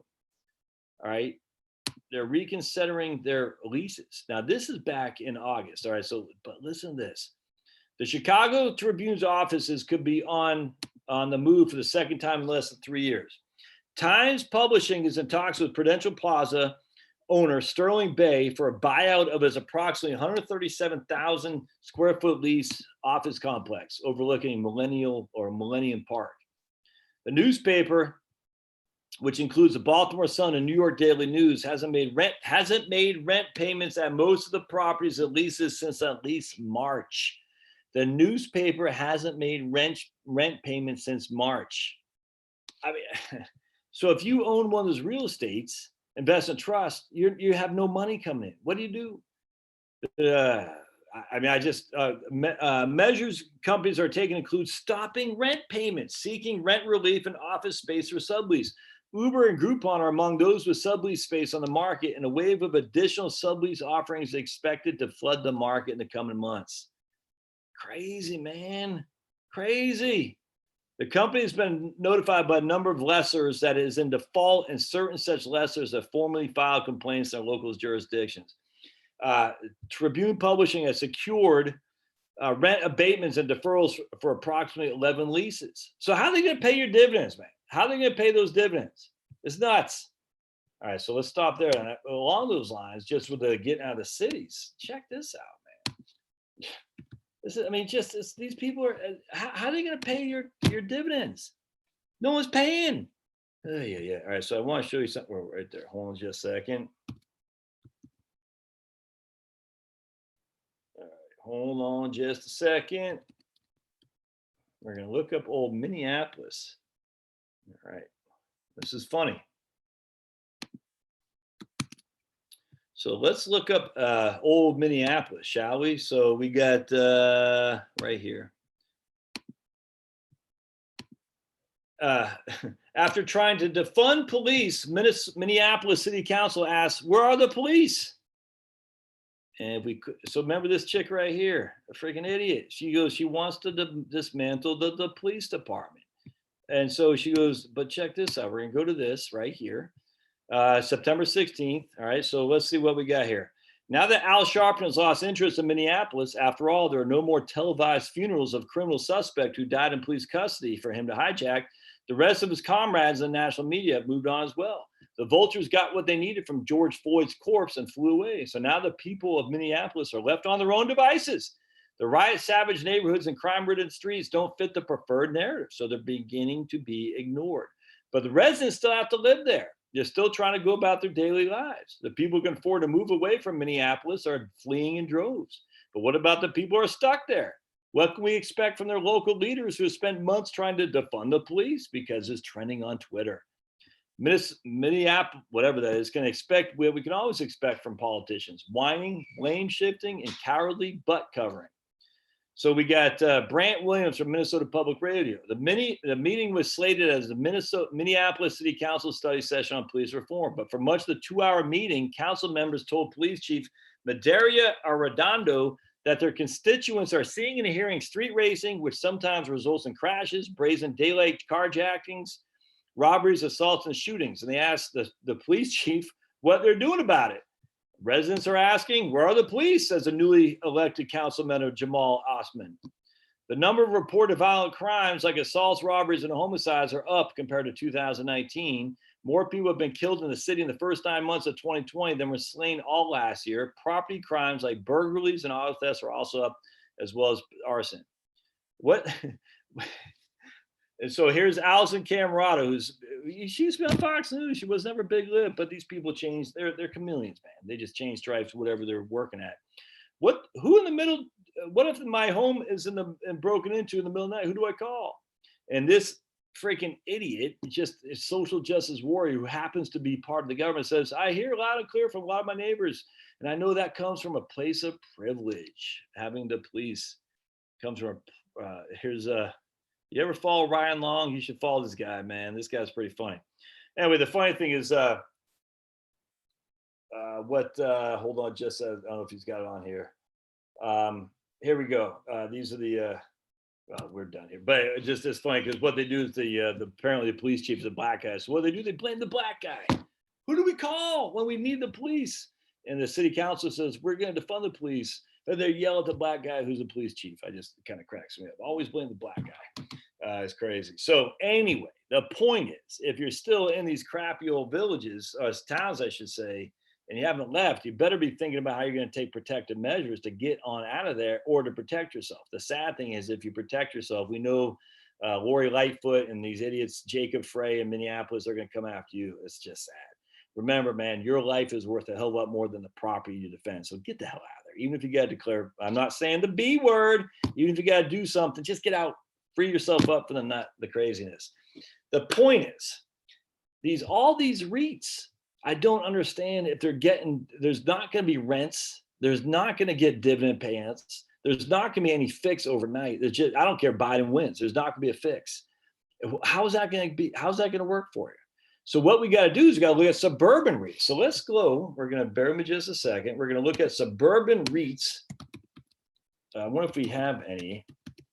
And let's see what we got, because I think that is actually not a bad investment opportunity, my friends. So let's go to share screen. I think I'm on here. All right. All right, so let's go to, I don't know if you can find, and notice I use DuckDuckGo. I don't trust Google as far as I could kick them, because they're already saying they're manipulating the search results for the election so they can KMB. All right, so classifying, oh, here we go. So here's Seeking Alpha. Classifying REITs as urban, suburban, or rural. Ooh, let's see what this page is. I haven't looked at this, so let's just take a gander, shall we? Classifying, this is from, oh, sweet. There's another good article in Seeking Alpha that talks about VTV today. I think it's yesterday or today, why VTV should be something you want to look at. That's a Vanguard Value Fund, which I own. Don't buy it because I own it. If I own it, you should stay away. All right. Finding safe places to land amongst Americans' urban rental market decline. All right. So let's see what we got here. Earnings calls for multifamily REIT. We're full of warnings and conversations surrounding weakness. We can create an urban suburban classification network. Okay, sweet. I might have to do this tomorrow as a video here. I'll put a link in the show notes. All right, hold on. Was it suburban? Okay, hold on. I just want to see, they give us a list of, all right. Some guy named City Lab has detailed the work of economist Jed Kolko, formerly of Trulia, sweet. Now chief economist at employment firm Indeed. Kolko is often cited as a thought leader in the subject. He recently updated his model to employ a machine learning approach to define census tracts as urban, suburban, or rural. In an ideal world, we would use this model to evaluate the breakdown of REIT portfolios into urban, suburban, and rural census tracts. Unfortunately, we don't have access to his data. And replacing his findings is not possible. But I guess we can look at the Census Bureau America. Anyway, classifying REITs as urban, suburban, or rural. Figure 1 provides a breakdown applying the evaluation criteria to 11 publicly traded pure multifamily REITs, urban or suburban. And they're saying the orange is suburban. I have to look at this a little bit. What's that? MAA. Yeah, I don't know what those are. Mid-American apartment communities. Okay, so there you go. Interesting. Urban, these are family REITs, but I'm one of business ones too. That's interesting. So you can download the spreadsheet right here. Oh man. Oh, let's do it. You guys ready to do it? Let's do it. Ooh. Why do I like spreadsheets? I don't know. I'm just a weirdo. Not gonna lie. Did I just open that? Okay, here we go. This Seeking Alpha is pretty sweet. I'm not gonna lie to you. I probably should pay for a premium subscription because these guys are. I get a lot of good data out of here. It's fun. All right, so here we go. So we got. I wonder if I can. We got suburban right here. So AI. What is that? Is that the ticker? I don't get it. What's the AIV? I got to. Oh, I'm not sure what the AI. What is that? I think he's, I don't know where Pablo is. You all know? Yeah, I'm not sure what all this means. AIV and I'm not sure what all that means there. So I have to look at that later. But anyway, I would be looking at this like crazy. But anyway, here's Mid-America apartment communities, which is mostly suburban. A little bit of urban, but mostly suburban. Okay, there. Oh, I see. These are the tickers. These are the, yeah. AIV, AVB. Okay, gotcha. Sweet.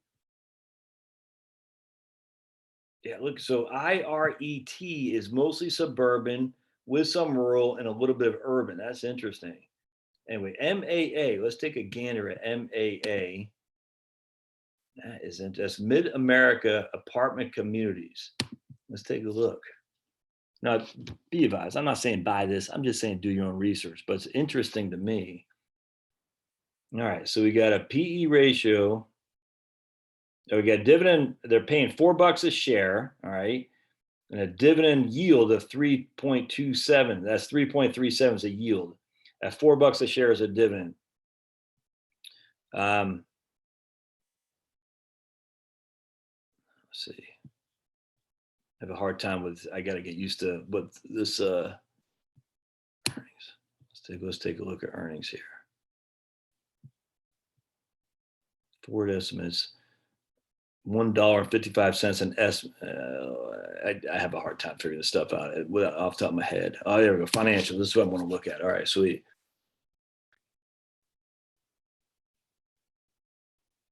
Oh man, okay. I'm not gonna do that right now.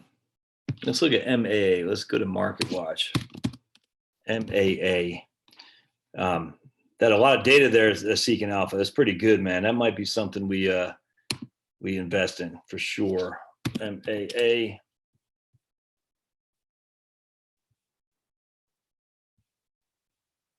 All right, it's got PE ratio of 40, so that's not cheap.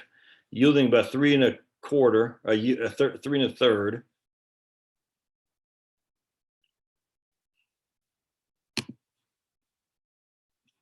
That doesn't have a huge yield, but in this day of age of look at price to book's only 2.48. That's what I'm talking about. I just want to know what man, that's the thing. How do you evaluate real estate investment trusts, given the fact that they're going to have a ton of debt anyway? All right, so if they're paying 3 1/3, and right now the 10-year Treasury is at 0.68, I mean they're paying 3 times what a 30-year Treasury is. Price to cash flow, but price to book, man, that's nice. Total debt. Anyway, we'd have to look more into this. But all right, so let's stop that, and we'll see what kind of questions we have. I have the sneak look, man. This is just me. I've been wrong so many times. However, I did call that there's going to be I remember in the early 90s, I said I hate going to the grocery. I hate it. I'd like to have a service where someone can do the grocery shopping for me. I'll never forget my dad. He said, "Oh, that's crazy. People like to go and see the apple." I said, "Not me, dude. I just want to eat it. I don't care." Anyway, long story short, I was at Walmart today, buying that sweet corn for 10 cents, for the sale. It's freaking sweet. They had like every single aisle had some guy at Walmart pushing a thing, doing shopping for people. Man, it's crazy. And now they got that thing. When I was talking to some lady in Costco the other day, I forgot the service where they'll go to Costco for you and freaking buy your groceries there too. I said, man, if you're a busy guy taking Pablo for a walk and doing crazy YouTube channels while you're picking up poop, man, you don't want to go to Costco. You just have these guys do it all for you, if that makes sense. What a great. So even though my stock picking prowess is quite bad, trust me, it is.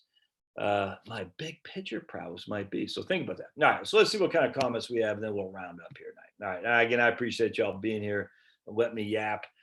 Don't forget to go to Daniel's website. I'm telling you, man, I'm gonna kick him in the butt if he does not charge more for those freaking spreadsheets. You better buy it now before he charges, because he needs to. That Monte Carlo alone is worth $100. I'm telling you. All right. Let's see what we got, man. Yeah, there's Daniel. Right on. Okay, cool. I hope Daniel was putting comments on there. College is a scam. If you're smart, you don't need college. And if you're adult, college will help you. 100%, man. Take the time to mash the like button. It did work. All right, get yours while still only $15. Right on. My man Jerry from GWET. Let's see what Jerry's talking about on his channel. But I don't know if you're sure he's still here, but let's look at old Jerry's channel if we can. GW. Hold on a second. Yeah, let me look at Jerry's. Let's see what Jerry's talking about. GW Life. GW. He changed it from GW Life to GW ETF. I like that. So let's look at Jerry's channel, see what he's talked about lately, because big fan, first time, long time. So we're going to go to Jerry's channel here, and we're going to share. And he did a total market ETF. I taught ETF. So Jerry, if you're still on here, man, do some reviews on real estate investment trust, if you would. Look, he's got 1.8 thousand subscribers. Oh, that's freaking awesome. Anyway, if you get, if Jared, if you're still on here, man, do a video on real estate investment trust. Maybe divide up the suburban versus the urban. I think that'd be pretty cool, man. I'm not sure if he's still on here or not, but yeah, yeah. So there you go. So a few minutes ago, Jerry's still on here, but definitely do that and subscribe to my man Jerry's channel if you haven't already. ETF Nasdaq one. Let's see. Does Jerry have anything on? Let's go to playlists. I guess gotta go. Hey, wait, what's going on here? Okay, let's go to playlists and see if Jerry has anything on REITs. I'm not sure if I can do it like this. REIT. Yeah, sweet. 8 months ago. Okay. Looks like it's been a while since he's done anything on real estate. Oh, okay. So let's go to playlist. So here's some Jerry's dividend ETF ones. That's good. All right. So anyway, Jerry, if you're still here, maybe do some on real estate investment trust. I'd like to see your take on that for sure. I'm not a real estate investment trust guru, and I'm not an investment guru, but I think there is opportunity. Absolutely. All right. All right. So if Trump revises Social Security to general, that's a good question, Michael. If Trump revises Social Security with general tax funds, do you think it would affect teachers' eligibility to earn spouses' earnings? Yeah, hell yeah, it's got to for sure because the teachers are paying tax on the earned income.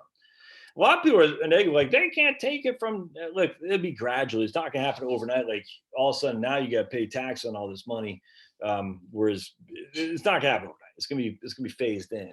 But I think they should actually put in the general fund. I really, really do. It's going to be phased in. It's not going to say all of a sudden now you have 401ks and now you got to pay tax on those to fund people's Social Security. That's not how it's going to happen. I mean, theoretically, anything could happen, but anyway, by the way, I don't know if you saw my post. I don't know if any of you guys are heavy metalheads, but man, something going on in this country of Greece. Not only do they got good metal, but I was talking to my man Sabas today, who's a native of Greece, and he was saying Greece has a right-leaning government now, and they're doing some good stuff. I said, man, Europe is dying. Is Greece the only place left that anyone could live in? He said they got a good new government there that's policing crap up. So we shall see. Which is good. So not only do they got good heavy metal music come from Greece, it's like what's called doom metal. We're just like it's just oh man, I don't know how they tone the guitars down, the bass down. I love it. I love that stuff. And then it just is fantastic. It's slow. Anyway, but Greece is look at Greece if you needed a vacationist home. And I was telling my dog, she goes, we got to move to Crete. Pablo would love Crete because it's sunny. And I said, I can handle that. But USA in your face, Canada. All right. But yeah, I think they would ultimately, Michael and Ray, they would get rid of both the GPO and the WEP for sure. That if they're going to general revenue, they get rid of both those. If I may, remember the windfall elimination provision isn't that huge of a deal. I know some people say this. It's the GPO that's a big one. All right, the GPO is the big one that could really cancel your survivor benefit if you have a government pension. WEP, I think is what Devin said, like $455 or something like that a month is the max you lose on windfall elimination. But the GPO is a big one, and that can catch a lot of people off guard for sure.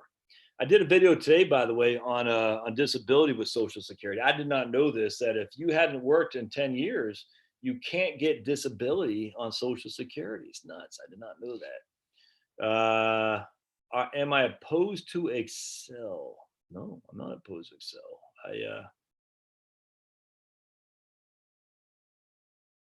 Yeah, so Dan, right on. Josh and Dan, a powerful combo.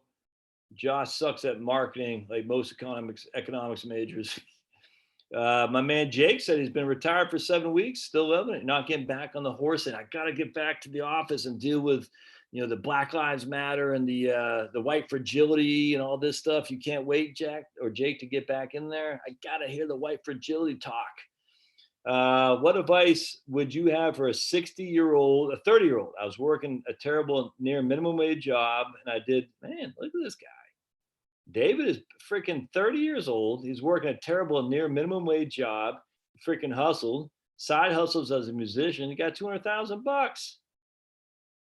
but he doesn't say what his goal would be. Oh, goal would be living on 24 to 36K a year. Dude, freaking go play music. You love it. Take some money out of your, you can make 24 or 36,000 a year just freaking playing gigs, right? Maybe go work in a nursery part-time. Oh, that's what I'll do. And when I say nursery, not for babies, but nursery for, growing stuff. Go work at Lowe's part-time and during the day and freaking, hustle at night. Put your stuff on YouTube. Be the next Chance the Rapper. You can do it, David. Absolutely. Right on. That's fantastic, brother. Yeah, you're fine. You're fine, Jake. David. There's old Deb. She's retiring 1/7/2021. Counting the days away, like we used to do when we were in the Army. One more day, one more day, one more day. My man Hot Job KT says 7 more years in COJ and he's headed to the villages. Life is too short to stick around with these clowns, man. Ain't that the truth? Sydney says, congrats to all y'all leaving the rat race. Is this investment, Josh? It's just no, that was obviously as before. Are you Tampa, Cindy? Cindy loves Tampa. Right on, right on. Patty says they're thinking about the villages. Hot man, people love the villages. I've yet to look. I talked to all kinds of people who love the villages. So that's up. This right here is anytime Paulo gets out of control, I just hold this now and he starts like backing up. It's funny, but this is just a dust off thing. So I was gonna go like, yeah, for the villages, like one of those noise makers. But everyone loves the villages. Every single person I've talked to, they love it. Skip Smith has a YouTube channel for the villages. Big fan. First time, long time. I actually interviewed Skip, 2 years ago, maybe even 2.5 years ago, before I don't even think I had 300 subscribers, but it was pretty cool. It was good YouTube channel. Enjoyed it. How them allergies feeling? Yeah, I feel a lot better. I was going to go for a walk today. I said, let me give it one more day. And I haven't, I did not go. So, thanks, Ray. I don't care what they say. You're all right. But I'm gonna get back. I can already feel I'm getting a little bit soft in my belt, my chin here, and I can already feel, because even though I haven't done any exercising, it hasn't stopped me from exercising my belly and eating, if that makes sense. So I've been still eating like a friggin' pig. I don't eat that much. I do somewhat the intermittent fasting. I really don't eat anything in the morning. I'll tell you what we did. I made some hash browns for the boys, some bacon, did I make eggs? I think I made some eggs, bacon, hash browns, and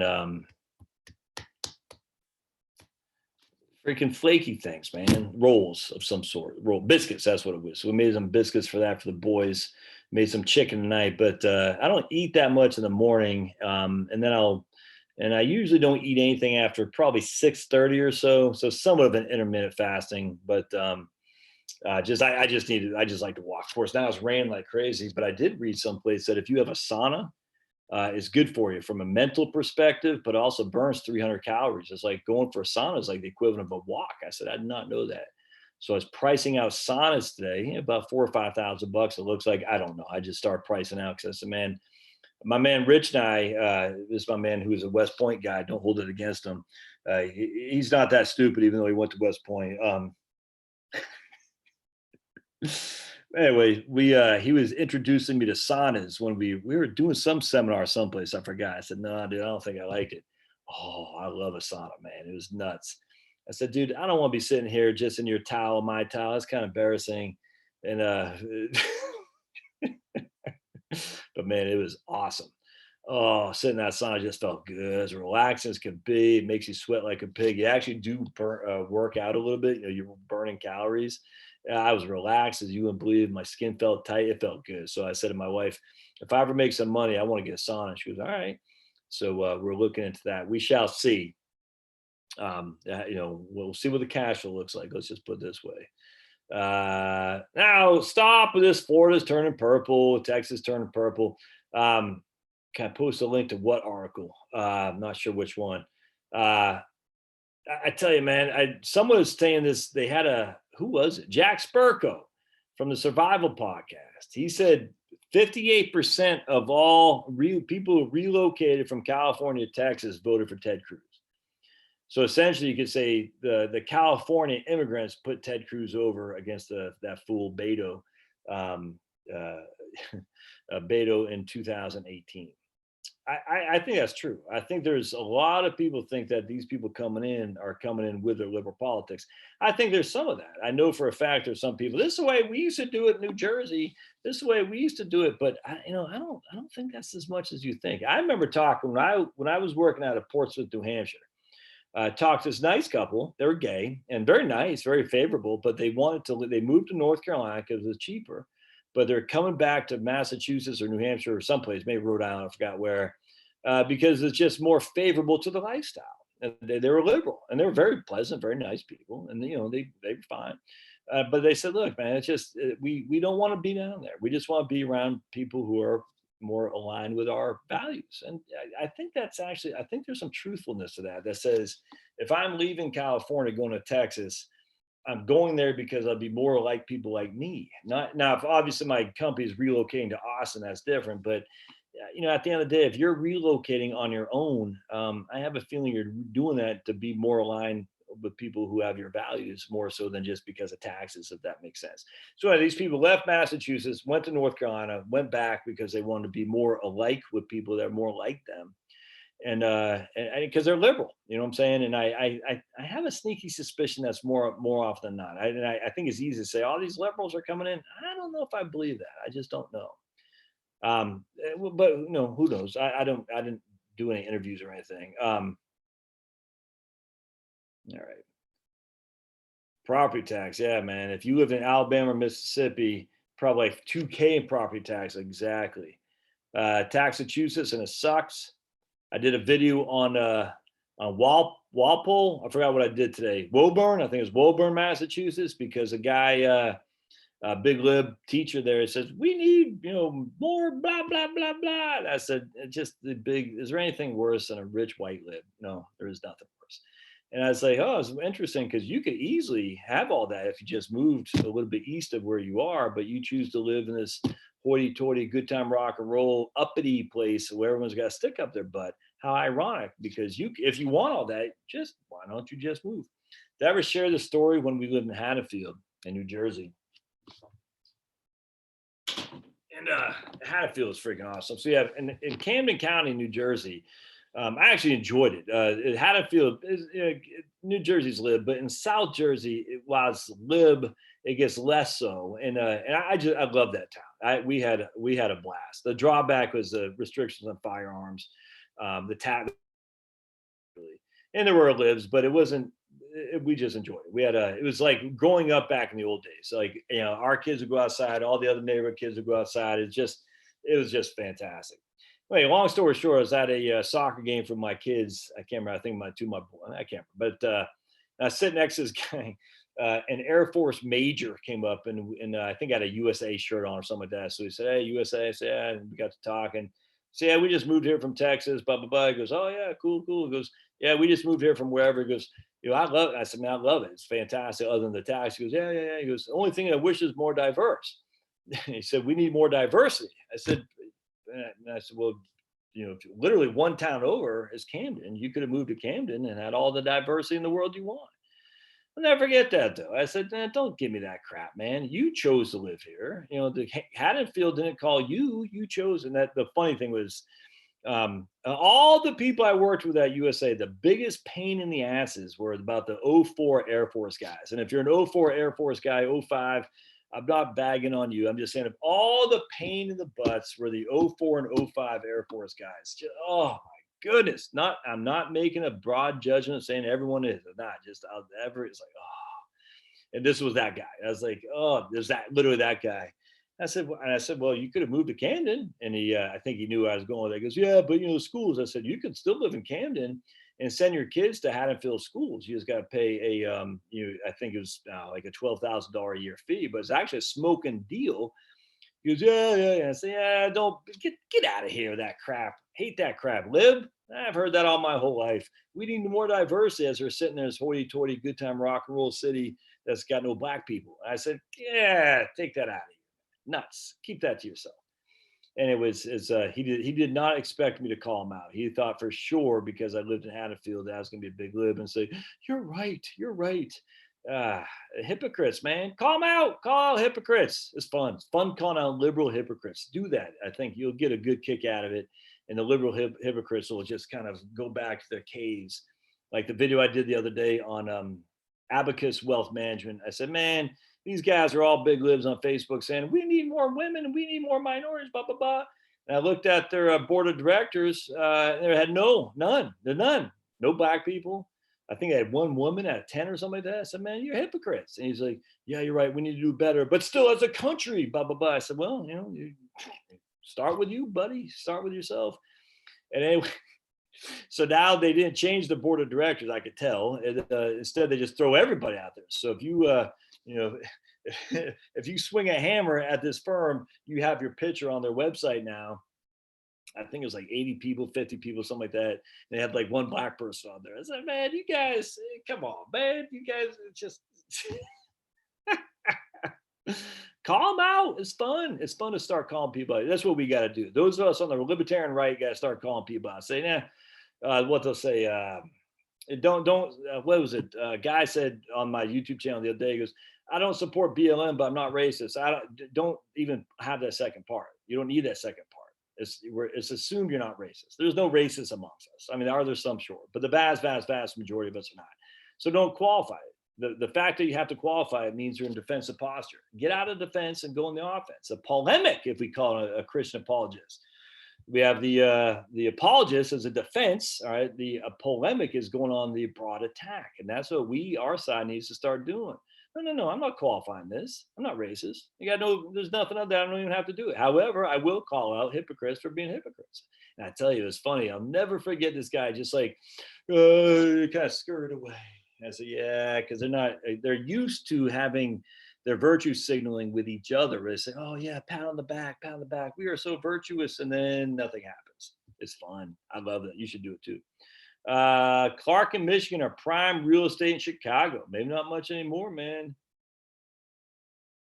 Wow. See, that's the thing with Nashville. Nashville is one of the examples, I think, I think Nashville has been lived for a long time. I do believe. I know it's a country music, but Nashville's big lib. No other way around it. The mayor of Nashville is big lib. And so Ben Shapiro moving there, while his firm might be conservative, they have Alliance Bernstein just moved to Nashville from New York City.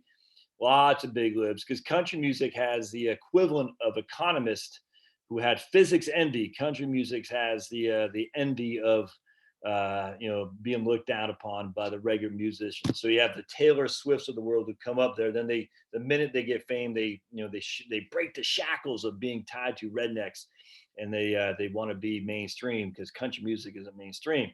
And all those people in Nashville the same way, man. It's big libs. In fact, the owner of the Nashville Predators, I think it was the owner of the Nashville Predators, they did something not too long ago. I forgot what it was, but I was like, you freaking idiots, man. But anyway,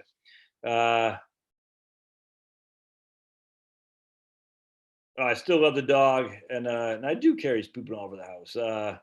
Yes, I do. And the guy who's got police up, that's all right. I'll take any day of the world. Ray says his daughter lives in Lincoln Park, says it's like a ghost town in downtown Chicago. Yikes. Same as Times Square. Lincoln Park is pretty posh. Tons of people there to avoid the bad parts of Chicago. No point rebuilding the Twin Cities right now since they'll burn it again. I completely agree. Oh, a good point, says Homer. Once the verdict comes out in George Floyd, they're going to go crazy again. And look, when I say they, we know it's the Antifa BLM mob, which are predominantly white. So for those of you who need to hear racial dog whistles, you need to stop that crap. Antifa BLM is predominantly white. They're going to go crazy. We know that for a fact. And because they have a get out of jail free card. I mean, we know that, man. Except if they go to Lancaster or Delaware. So Lancaster threw the book, $1 million bail for these rioters in Lancaster, PA. And imagine that, just all of a sudden out of nowhere, shut down. I was watching Tim Pool saying it's very quiet in Portland lately. Why? Because the Trumpster said we're going after him. And all of a sudden you take out, it's recidivism. All right. So we used to say this all the time back in the old days of, it was Giuliani. His broken window theory was premised on I don't think he's alive anymore, but he used to write big time on this crime in the cities. Oh, what was his name? It's not the bell curve guy. He had written some of that. I can't believe I cannot remember this guy. Anyway, the whole point was recidivism. Am I saying that right? Basically, the churning, the churning. Oh, remember Willie Horton as everyone said that was racist. That absolutely was not racist, and I don't know why the Republicans said, yeah, we were right, it was racist. That was stupid. They should not have. They could use white guys, the same thing. Recidivism. You have the same, about 10% of the population is career criminals. You put those people in jail, throw away the key, and then magically crime rates are going to drop like crazy because 10% of the population is career criminals. And what happens is we let these people out, and they don't know what that's what they do. They commit crimes. That is their career. And man, I see the guy in front of me. His name, Ray, you still on here? You know what I'm talking about?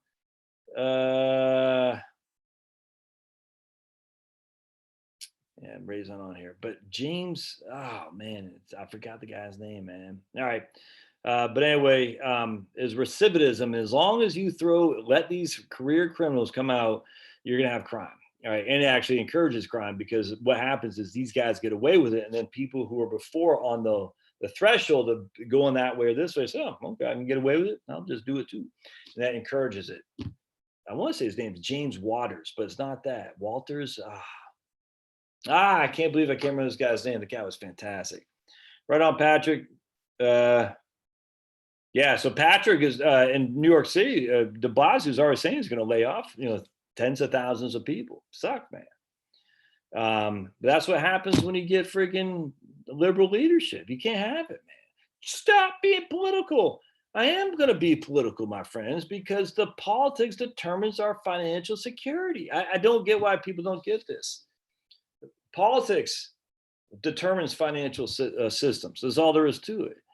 And if you think not being political means you can do whatever you want financially, you're freaking crazy. You have your head in the clouds. I just try to look at the positive, but if Trump is not reelected, the country is one for a massive shift. And we'll see, man. Marsh says try STOR. All right. Warren Buffett just made a bet on him. All right. They raised their dividend. Wow. Interesting. CB moved out to the country in 2002. Yeah, we got a good woman there, man. So it always helps with a good woman. Instacart REITs are coming up soon. All right, there goes Jerry. All right, right on. Store is good because their CEO, he openly posts. Right on, man. Okay, so there you go. There's seems to be some people not recommending because we don't recommend on this channel, but encouraging to research Store. That's interesting, man. Best metal show of all time, Metallica in Moscow, 1.6 million people. Yeah, interesting, man. That never did anything. After the Master of Puppets, even that Master of Puppets, I didn't like that much. I've been in Metallica, never did much for me after that. That just bored me, to be perfectly honest with you.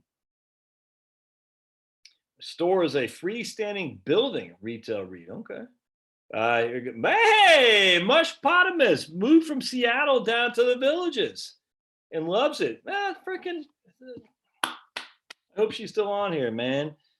Oh, Mushki Potamus. I remember she would be posting stuff back. She'd been a long time first time. That's awesome. I'd love to hear that. We followed your trajectory, ma'am, and that's awesome. I'm glad you're happy down there. Freaking congrats. That makes me feel like I was part of that. It makes me happy. It makes me happy inside, or I might start tearing up. Tears of joy. No. Sageow says, can we still contribute to a Roth with pension money? No, sirree, Bob. You can do conversions. You can't do contributions, brother or sister. No, sirree. Mushki says she's sitting on her lane right now in the Villages and loves Skip. Not sure what a lane is, but that's fantastic. All right, right on, man. Actually, we just got an image of Pablo. I'll share it with you guys. Oh, what's he up to, this dog? What's Pablo up to? Oh, my goodness. Oh, my goodness. Is that not the cutest thing ever? Oh, my goodness. And just think, He had 3 different homes before we found him. 3 different homes. Nuts, man. Homer says he's jealous of every retiring. He's still got to work for the corporate overlord for 2 more years. Yeah, but just plug away, brother. Plug away. Mushki Potamus, who says the only thing she regrets about not moving to the Village is not coming here sooner. That's she owns stock in the Village. She's a dump and pump. What? No, they say pump and dump. I'm just joking. Just joking. Are the Villages an MH community? Oh, no mobile homes, brother. No, they're not. Okay for small dogs like Pablo, not too good for my beast. We have large dogs all over. There are 6 doggy parks, large and small dogs, each with their own section. My dogs are small but have a big dog personality, so they go on the large dog side. Beto didn't come that close, though. I mean, remember 2018, that was an off year. I think people forget how Trump ran the table with the Senate. He did. There's no gerrymandering in the Senate. The House there is, and because of the gerrymandering of the House, they can always manipulate it against whoever they want. The Senate's different, and Trump wasn't going away. I mean, literally, just read about it.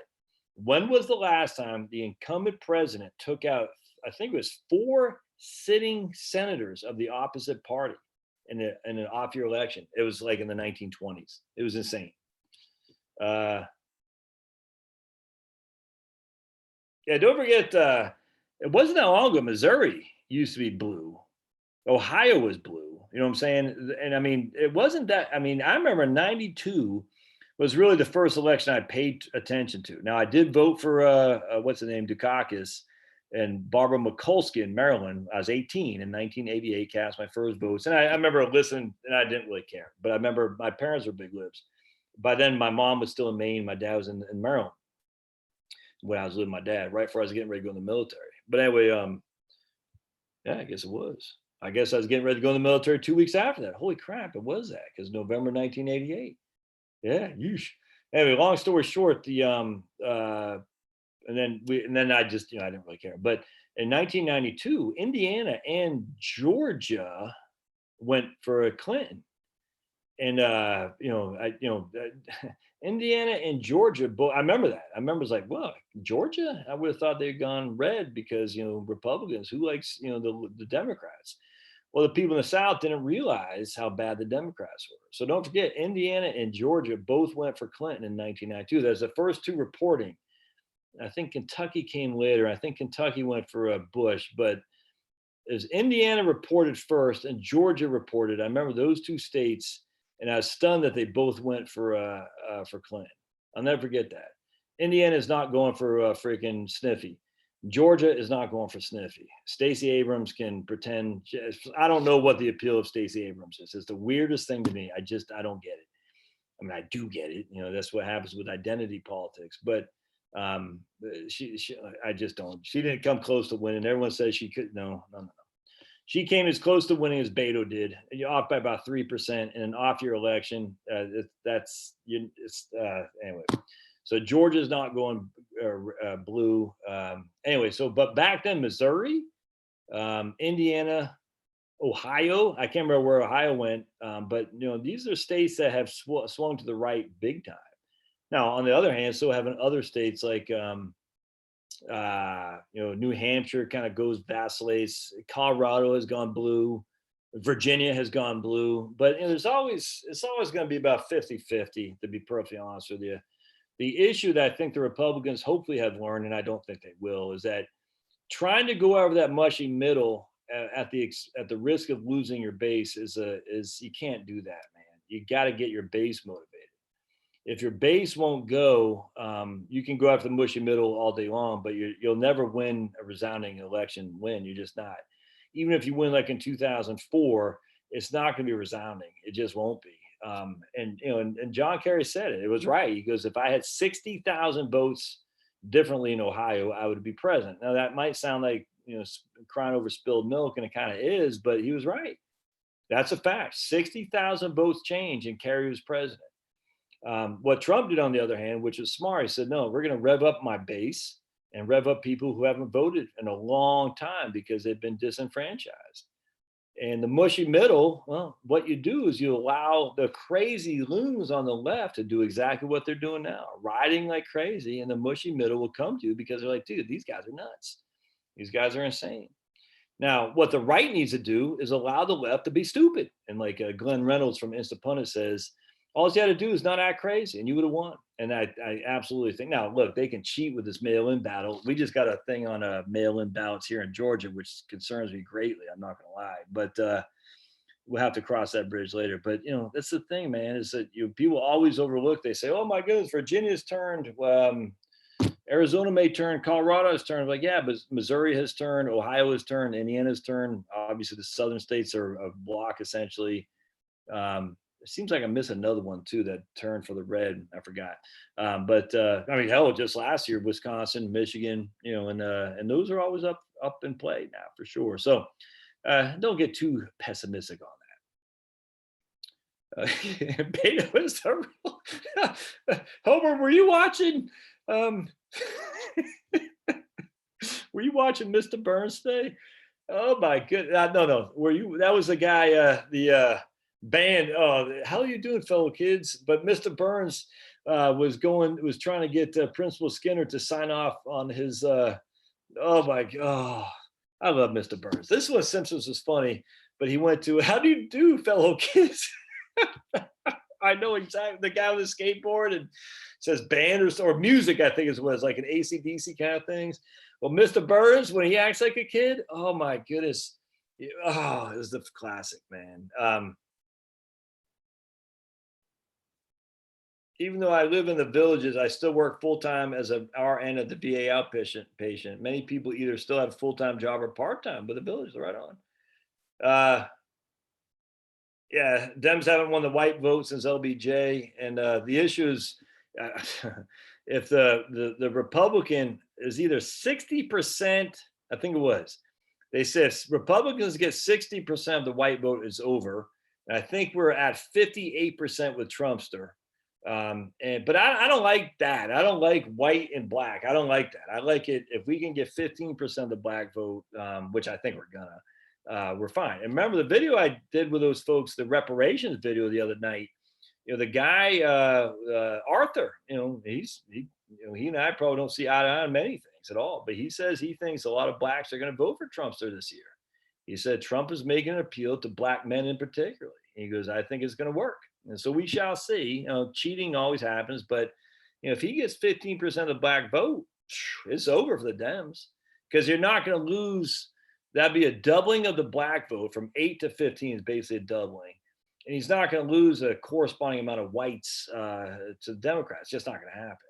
Now, he might lose some. I mean, they're talking about the older people because his coronavirus thing. I'm not sure I believe that, but we shall see. But anyway, if he gets 15% of the white vote, of the black vote, is over. It's just all there is to it. It all comes down to that. And it's interesting to hear these two people, and Cynthia, the black lady from the thing on the YouTube channel, YFNA YouTube channel. And again, these are what's called ADOS. They're American descendants of slavery. And their whole argument is that they, solely them, not people of color, not minorities, African descendants of slavery deserve reparations. We can argue this till we're blue in the face. However, you should, if you're from the right, recognize that when we throw African Americans in with minorities, people of color, that's diluting the experience that blacks have had in America. And you shouldn't do that. I'm sorry. If you just moved here from Taiwan, you don't get to throw yourself in with what American blacks have gone through. You just don't. You don't. I'm sorry. If you're freaking from Chile and you're white as can be, you don't get to throw yourself in as a people of color and say, I get to attach my freaking flag to BIPOC. That's bad. And I think a lot of white people would be smart to say, there is something unique about the Black American experience that should be removed from all these other people, because these other people, why the hell are we getting affirmative action for them? That's nuts. It's nuts. I don't care if you're Spanish speaking. I don't care if you're Latin American. The only people in the United States who should get any kind of reparations or affirmative action, preferably reparations, would be American blacks and American Indians. Everybody else, no way. Sorry. You came here on your own accord. You don't come here on your own accord, and then we give you more for your choice to come here. Screw that, man. This you're being really. I don't care. Literally, call me whatever. I just don't care. And I'm just telling you, as the freaking Republicans or just white people generally who are conservative say, there is something to be said about this, but it's not for those people. It's for these people. I hate to sound like a divide and conquer strategy, but just inherently, don't you see? If I'm black and I was raised by a dad who's got discriminated against, and never mind beaten by police in the South, or even discriminated against in the North because Boston's racist as all can be. I don't want these people who just came here from freaking wherever to be able to take my experience away from me and then to qualify for programs that should have been set aside for me. That's just, everything's wrong about that. And I have some sympathy for that, or empathy, whatever the word is. I do not have empathy or any sympathy at all for BIPOCs, indigenous people of color. Take away the B part of that, but the IPOCs, no, I'm sorry, you don't get any preference. Why the hell should you? You came here on your own accord. It's stupid. Anyway,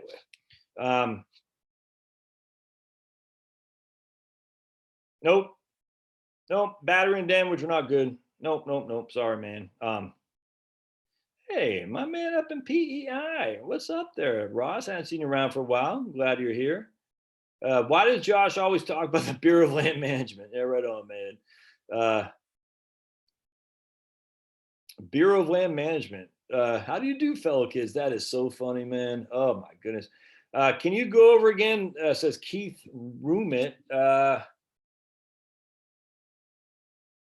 Can you go right on, Joseph? Can you go over again the pre-retirement strategy of 2 to 4 years before retirement? You stop contributing to the 401k and Roth and save 2 years of cash. All right.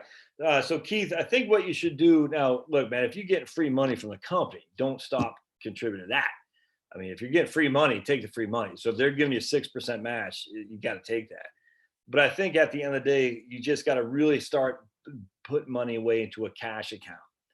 Cash, be a stable value fund, Ginnie Mae, but not Wellesley Income Fund, not a life cycle fund. It's got to be there liquid, so you can tap into it. Ideally, it's in a post-tax account. I know that might mean you pay a little bit more tax on the front end because you're not deferring it to later, but I'm just telling you, man, if you could retire with $100,000 in a checking or savings account or a Ginnie Mae fund outside of an IRA or 401k, those first 2 years of retirement, you just live off that. And then you can start doing Roth conversions. It depends on where you are with Obamacare and all that, I get that. But man, just build up that cash. Oh, no one has ever said to me, Josh, I'm having a hard time sleeping. I got too much cash. It's never happened. And it never will, because cash is king. Jill, no notification again. Sorry, man. I just, nah, Steve Dane's not going to lose. I think we'll see about McSally. That's 556-762. That's brought to you by my merch. Indiana went for Trump. Yeah. Arizona stolen by exactly. What's his name? Had a video on that. Anomaly and Hip Hop is his name. I almost didn't watch his channel, but it's almost like with Styx Hexhammer. I prejudged them. They both look like libs because they got long hair, but they're not at all. And Anomaly and Hip Hop, I think is what his name is. He had a video on the theft of the Arizona election against McSally. It was bad, man. It was bad. Hey, Karen said, thanks to my, she submitted her retirement notice yesterday. Out at 60, husband at 62 with cash to bridge to FRA. Freaking awesome, Karen. Enjoy. That's fantastic. Voting for Biden would be like wishing for a 7-10 split on your first ball in bowling. Hey there, handsome. Pablo. That vote doesn't make sense. Let's see. Yeah, I think Rick, I kind of tend to agree with that. A lot of the news has the old geezer scared. I kind of agree, and that's bothersome, actually.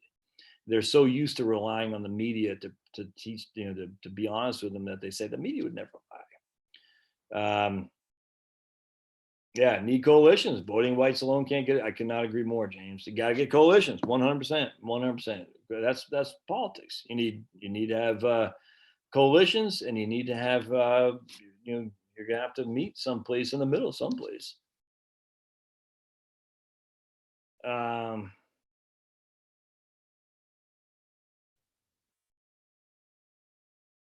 all right. All right. Well, good stuff. All right. So I guess we're done here for now. I appreciate y'all being here again. Thanks so much. Don't forget my man Daniel's spreadsheets. It's freaking awesome. Look, I don't get paid anything. It's just Daniel's been a big help to me. And if I can help a man out at the same time, help other people out with some of the best spreadsheets out there, it's well worth whatever cheap money he's charging for sure. Not James. Oh, James McGuire. No, it's not James McGuire. It's oh my goodness. I cannot believe I can't remember him. Hold on, I gotta look him up. It's recidivism.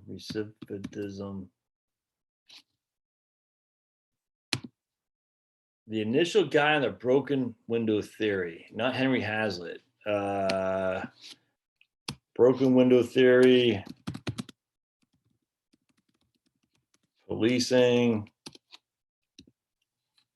It was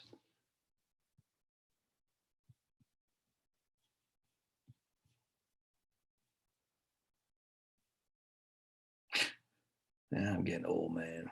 Crazy. Not James McGuire, no. The minute we hang up, I'll remember, and then I'll James Wilson, that's what it was. James Q. Wilson. James Q. Wilson. Yep, that's it. James Q. Wilson is was the Mac Daddy on that, and that was what led to New York being a safer city because James Q. Wilson encouraged Giuliani to follow the broken window theory. It said if you allow windows to stay broken, it's going to increase more crime because people say I can get away with that, I can get away with the other things, which will lead to violent crime. And he's right. You got to throw the career criminals in jail, man. You got to do it. You know, they give it, you know, the 3 strikes are out, maybe went a little bit too far in some things, but in other things, James Q. Wilson. Yeah, that's it. So anyway, all right, my friends, we'll see you guys later. Appreciate y'all being here and peace out. Thanks now.